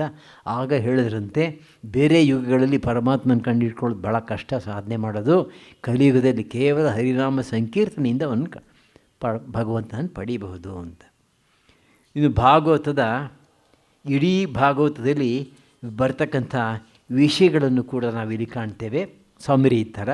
ಮತ್ತು ಮಾರ್ಕಂಡೇಯ ಮಹರ್ಷಿಗಳು ಮಾಡಿದಂಥ ತಪಸ್ಸು. ಮುಂದಿನ ಪ್ರವಚನದಲ್ಲಿ ಫಿಲಾಸಫಿ ಆಫ್ ಭಾಗವತಂ ಹೇಳಿ ಅನಂತರ ಕಥೆಗಳು ಇತ್ಯಾದಿಗಳನ್ನ ಹೇಳ್ತೇನೆ. ಇಲ್ಲಿ ಒಂದು ಸಣ್ಣ ಘಟನೆಯನ್ನು ಮುಂದೆ ಇಡಲಿಕ್ಕೆ ನಾನು ಇಷ್ಟಪಡ್ತೇನೆ. ನೀವೆಲ್ಲ ಬಹುಶಃ ಗೀತಾ ಪ್ರೆಸ್ನಿಂದ ಬರ್ತಕ್ಕಂಥ ಕಲ್ಯಾಣ ಅನ್ನೋ ಮ್ಯಾಗಝೈನ್ ವಿಷಯ ನೀವು ಕೇಳಿರಬಹುದು. ಅದರ ಅನೇಕ ಸಲ ಜೀವನದಲ್ಲಿ ನಿಜವಾಗಿ ನಡೆದಂಥ ಘಟನೆಗಳನ್ನು ಕುರಿತು ಬರೀತಾರೆ. ಸುಮಾರು ಒಂದು 5-6 ವರ್ಷಗಳ ಕೆಳಗೆ ಆಗಿದ್ದು ಅಂತ ಬರೆದಿದ್ದು ಒಂದು ಲೇಖನ. ಒಂದು ಊರಿನಲ್ಲಿ ಸುಮಾರು 50-55 ವರ್ಷದ ಬ್ರಾಹ್ಮಣ, ಯಾರ ಜೊತೆಗೂ ಸೇರ್ತಾ ಇರಲಿಲ್ಲ, ಅವನಾಯಿತು ಅವನ ಕರ್ಮಗಳಾಯಿತು. ಆ ಊರಿನಲ್ಲಿ ಒಂದು ಕೊಲೆ ಆಯಿತಂತೆ. ಆದಾಗ ಆ ಕೊಲೆ ಮಾಡಿದಂಥ ವ್ಯಕ್ತಿಗಳು ಬೇರೆ ಯಾರ್ಯಾರನ್ನು ಹಿಡಿದು ಸುಳ್ಳು ಸಾಕ್ಷಿಯನ್ನು ಹೇಳಿಸಿ ಈ ಮನುಷ್ಯನ ಜೈಲಿಗೆ ಹಾಕಿಸಿದ್ರು. ಯಾವಾಗ ಅವನ ಮೇಲೆ ಆಪಾದನೆ ಬಂತು ಜೈಲಿಗೆ ಹಾಕಿದ್ರೋ, ಇದೆಲ್ಲ ಭಗವಂತನ ಇಚ್ಛೆ ಅಂಥೇಳಿ ರಾಮನಾಮ ಜಪ ಪ್ರಾರಂಭ ಮಾಡಿದಂತೆ. ಜೈಲಿನಲ್ಲಿ ಸ್ವಲ್ಪ ಆಹಾರ ಮಾತ್ರ ತಗೊಳ್ಳೋದು, ಆದಷ್ಟು ರಾಮನಾಮ ಜಪ ಮಾಡೋದು. ಸುಮಾರು 40-45 ದಿವಸಗಳಾದ ಮೇಲೆ ಯಾರು ಸುಳ್ಳು ಸಾಕ್ಷ್ಯ ಹೇಳಿದ್ರೋ ಅವರಿಗೆಲ್ಲ ಮನಸ್ಸಿನಲ್ಲಿ ಕುಟುಕಲಿಕ್ಕೆ ಪ್ರಾರಂಭ ಆಯಿತು. ಅವರೆಲ್ಲ ಹೋಗಿ ಮ್ಯಾಜಿಸ್ಟ್ರೇಟ್ ಹತ್ರ ನಿಜ ಹೇಳಿಬಿಟ್ಟು ಆತನನ್ನು ಬಿಡಿಸಿದ್ರು ಅಂತ ಬರುತ್ತೆ ಆ ಕಥೆ. ಅಂದರೆ ಭಗವನ್ನಾಮ ಜಪದಲ್ಲಿ ಎಂತಹ ಒಂದು ಮಹಿಮೆ ಇದೆ ಅನ್ನೋದನ್ನು ಇವತ್ತಿಗೂ ಕೂಡ ಜನ ಅದನ್ನು ಸಾಕ್ಷಾತ್ತಾಗಿ ಅನುಭವಿಸ್ತಾ ಇದ್ದಾರೆ. ನಮ್ಮಲ್ಲಿ ಒಬ್ಬರು ಸ್ವಾಮೀಜಿಯವರಿದ್ದಾರೆ. ಅವರು ಉದರ ಶೂಲೆಯಿಂದ ಬಹಳ ನರಳ್ತಾ ಇದ್ದರು. ಯಾವ ಔಷಧಿಯಿಂದಲೂ ಏನೂ ಪ್ರಯೋಜನವಾಗಲಿಲ್ಲ. No diet control, no medicine. ಕೊನೆಗೆ ಯಾರೋ ಹೇಳಿದ್ರು ಅವರಿಗೆ, ವಿಷ್ಣು ಸಹಸ್ರನಾಮವನ್ನು ನೀವು 1 ವರ್ಷ ಕಾಲ ಬಿಡದೆ ಅದನ್ನು ಪಾರಾಯಣ ಮಾಡಿ ಅಂತ. ಅವರೇನು ಮಾಡಿದ್ರು, ಆ 1 ವರ್ಷ ಕಾಲ ಪಾರಾಯಣನೂ ಮಾಡಿದ್ರು, ಯಾವ ಔಷಧಿನೂ ಮುಟ್ಟಲಿಲ್ಲ. ಅವರ ಯಾತನೆ ಬರ್ತಾ ಬರ್ತಾ ಕಡಿಮೆಯಾಗಿ ಪೂರ್ತ ನಿಂತೇ ಹೋಯಿತು. ಈಗ ಅದಾಗಿ ಬಹುಶಃ 8-10 ವರ್ಷ ಆಗಿರಬೇಕು. ಆ ಶೂಲೆ ಮತ್ತೆ ಬಂದೇ ಇಲ್ಲ. ಅಂದರೆ ಭಗವನ್ನಾಮ ಜಪದಲ್ಲಿ ಶ್ರದ್ಧೆಯಿಂದ ವಿಶ್ವಾಸದಿಂದ ಮಾಡಬೇಕು. ಭಗವನ್ನಾಮ ಜಪದಲ್ಲಿ, ಭಜನೆಯಲ್ಲಿ, ಕೀರ್ತನೆ ಸಂಕೀರ್ತನೆಗಳಲ್ಲಿ ಅಪಾರವಾಗಿರ್ತಕ್ಕಂಥ ಒಂದು ಶಕ್ತಿ ಇದೆ. ಆ ಶಕ್ತಿಯನ್ನು ನಾವು ಉಪಯೋಗಿಸ್ಕೋಬೇಕು, ಶ್ರದ್ಧೆಯಿಂದ ಮಾಡಬೇಕಷ್ಟೇ. ಈಗ ನೋಡಿ, ಈ ವಿಷಯದಲ್ಲಿ ನಾವು ಕ್ರಿಶ್ಚಿಯನ್ರ ಮತ್ತು ಮುಸಲ್ಮಾನರನ್ನು we have to appreciate them. ಅವರು ತಮ್ಮ ಧರ್ಮದಲ್ಲಿ ಅಪಾರವಾಗಿರ್ತಕ್ಕಂಥ ಶ್ರದ್ಧೆ ಉಂಟು, ಅಭಿಮಾನ ಉಂಟು, ಒಗ್ಗಟ್ಟುಂಟು. ಅದನ್ನು ನಾವು ಕಲ್ತಿಲ್ಲ. ವಿವೇಕಾನಂದರು ನಮ್ಮ ಬೇಲೂರು ಮಠದಲ್ಲಿ ಒಮ್ಮೆ ತಮಾಷೆಯಾಗಿ ಹೇಳಿದ್ರಂತೆ, if there are 2 Hindus they will make 3 parties ಅಂತ. ಇವತ್ತು ನಾವು ನೋಡ್ತಾ ಇದ್ದೀವಿ ಅದನ್ನು. ಅಂದರೆ ಹಿಂದೂಗಳು ಹೇಗೆ ಅಂತಂದರೆ, ನಾವು ಹಿಂದೂ ತಾನೆ, ಹಿಂದಕ್ಕೆ ಹೋಗ್ತೀವಿ, ಮುಂದಕ್ಕೆ ಹೋಗ್ಲಿಕ್ಕೆ ಇಷ್ಟನೇ ಇಲ್ಲ ನಮಗೆ. ನಾವು ಅದನ್ನು ತುಂಬ ಕಲಿಬೇಕಾಗಿದೆ. ಇವತ್ತಿನ ಭಾರತ ದೇಶದ ಪರಿಸ್ಥಿತಿ, ಹಿಂದೂ ಸಮಾಜದ ಪರಿಸ್ಥಿತಿ ತುಂಬ ಕೆಟ್ಟಿದೆ. ಇದರಿಂದ ನಾವು ಕಾಪಾಡ್ಕೋಬೇಕಾದ್ರೆ ಆಂತರಿಕ ಭೇದ ಭಾವಗಳನ್ನ ಸಂಪೂರ್ಣವಾಗಿ ಮರೆತು ಇನ್ನೊಂದು ಸಮುದ್ರ ಮಥನ ಮಾಡಬೇಕಾಗಿದೆ. ಇವಾಗ ನಾವು ಆ ಒಂದು ದಿಕ್ಕಿನಲ್ಲಿ ರಾಮಕೃಷ್ಣ ವಿವೇಕಾನಂದರು ತುಂಬ ನಮಗೆ ಮಾರ್ಗದರ್ಶನವನ್ನು ಮಾಡಿದ್ದಾರೆ. ವಿಶೇಷವಾಗಿ ನೋಡಿ, ವಿವೇಕಾನಂದರು ನೋಡಿ, ನಮ್ಮ ದೇಶದ ಎಲ್ಲ ಜನಗಳು ಕೂಡ ಯಾವ ಮಟ್ಟದಲ್ಲಿ ಬೇಕಾದರೂ ತಗೊಳ್ಳಿ, ಯಾವ ಪ್ರಾಂತದಲ್ಲಿ ಬೇಕಾದರೂ ತಗೊಳ್ಳಿ, ಎಲ್ಲರೂ ಕೂಡ ವಿವೇಕಾನಂದನ ಆದರ್ಶವಾಗಿ ಇಟ್ಕೊಂಡು ಅವರ 150ನೇ ಜನ್ಮದಿನವನ್ನು ಆಚರಿಸ್ತಾ ಇದ್ದಾರೆ. ಇದು ನಿಜವಾಗಿಯೂ ಕೂಡ ಬಹಳ ಸಂತೋಷಕರವಾಗಿರ್ತಕ್ಕಂಥ ಸಂಗತಿ. ಇನ್ನೂ ಒಂದು ವಿಷಯ ನಾನು ಹೇಳೋದು ನೀವು ತಪ್ಪು ತಿಳ್ಕೋಬಾರ್ದು. ನಮ್ಮಲ್ಲಿ ಅನೇಕ ಜನ ಮಠಾಧಿಪತಿಗಳಿದ್ದಾರೆ. ಪ್ರತಿಯೊಂದು ಮಠವೂ ಕೂಡ, ಮಠಾಧಿಪತಿಯವರು ಕೂಡ ತಮ್ಮ ಒಂದು ಕಲ್ಟ್ ಸೆಕ್ಟ್ ಇದೆಯಲ್ಲ, ಅದನ್ನು ಮಾತ್ರ ಅವರು ಮಾಡ್ತಾರೆ ಹೊರತು ಬೇರೆ ಯಾವುದಕ್ಕೂ ತಲೆ ಹಾಕಲ್ಲ. ಶೈವರ್ನ ಕಂಡ್ರೆ ವೈಷ್ಣವ್ರಿಗಾಗಲ್ಲ, ವೈಷ್ಣವ್ರು ಕಂಡ್ರೆ ಶೈವರಿಗಾಗಲ್ಲ. ಇವರಿಬ್ಬರನ್ನು ದೂಷಣೆ ಮಾಡ್ತಕ್ಕಂಥವ್ರು 3ನೇವರು. ಇದು ಹೇಗೆ ಡಿವಿಷನ್ ಆಗ್ತಾ ಉಂಟದು.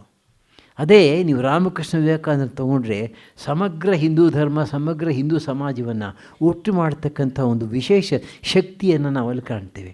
ರಾಮಕೃಷ್ಣ ಸಂಪ್ರದಾಯದಲ್ಲಿ ಎಲ್ಲರಿಗೂ ಸ್ಥಾನ ಉಂಟು. ಇದು ಹೆಚ್ಚು, ಅದು ಕಡಿಮೆ ಅಂತ ಮಾಡಿಲ್ಲ. ಅಂದಮೇಲೆ ಇವತ್ತಿನ ಹಿಂದೂ ಸಮಾಜಕ್ಕೆ ರಾಮಕೃಷ್ಣ ವಿವೇಕಾನಂದರ ಆದರ್ಶ ಮಹಾನ್ ಆದರ್ಶ.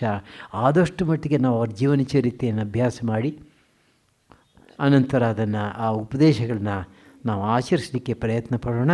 ಈ ದಿಕ್ಕಿನಲ್ಲಿ ಅವರ ಅನುಗ್ರಹ ಯಾವಾಗಲೂ ಇರಲಿ. ನಾಳೆ ಮತ್ತು ನಾಡಿದ್ದು ಇನ್ನೂ ಹೆಚ್ಚು ವಿಸ್ತಾರವಾಗಿ ಭಾಗವತ ನಿಮ್ಮ ಮುಂದೆ ಇಡುತ್ತೇನೆ. ವಸುದೇವಸುತಂ ದೇವಂ ಕಂಸಚಾಣೂರಮರ್ದನಂ ದೇವಕೀ ಪರಮಾನಂದಂ ಕೃಷ್ಣಂ ವಂದೇ ಜಗದ್ಗುರುಂ. ಓಂ ಶಾಂತಿ ಶಾಂತಿ ಶಾಂತಿ. ಹರಿ ಓಂ ತತ್ಸತ್. ಶ್ರೀರಾಮಕೃಷ್ಣಾರ್ಪಣಮಸ್ತು.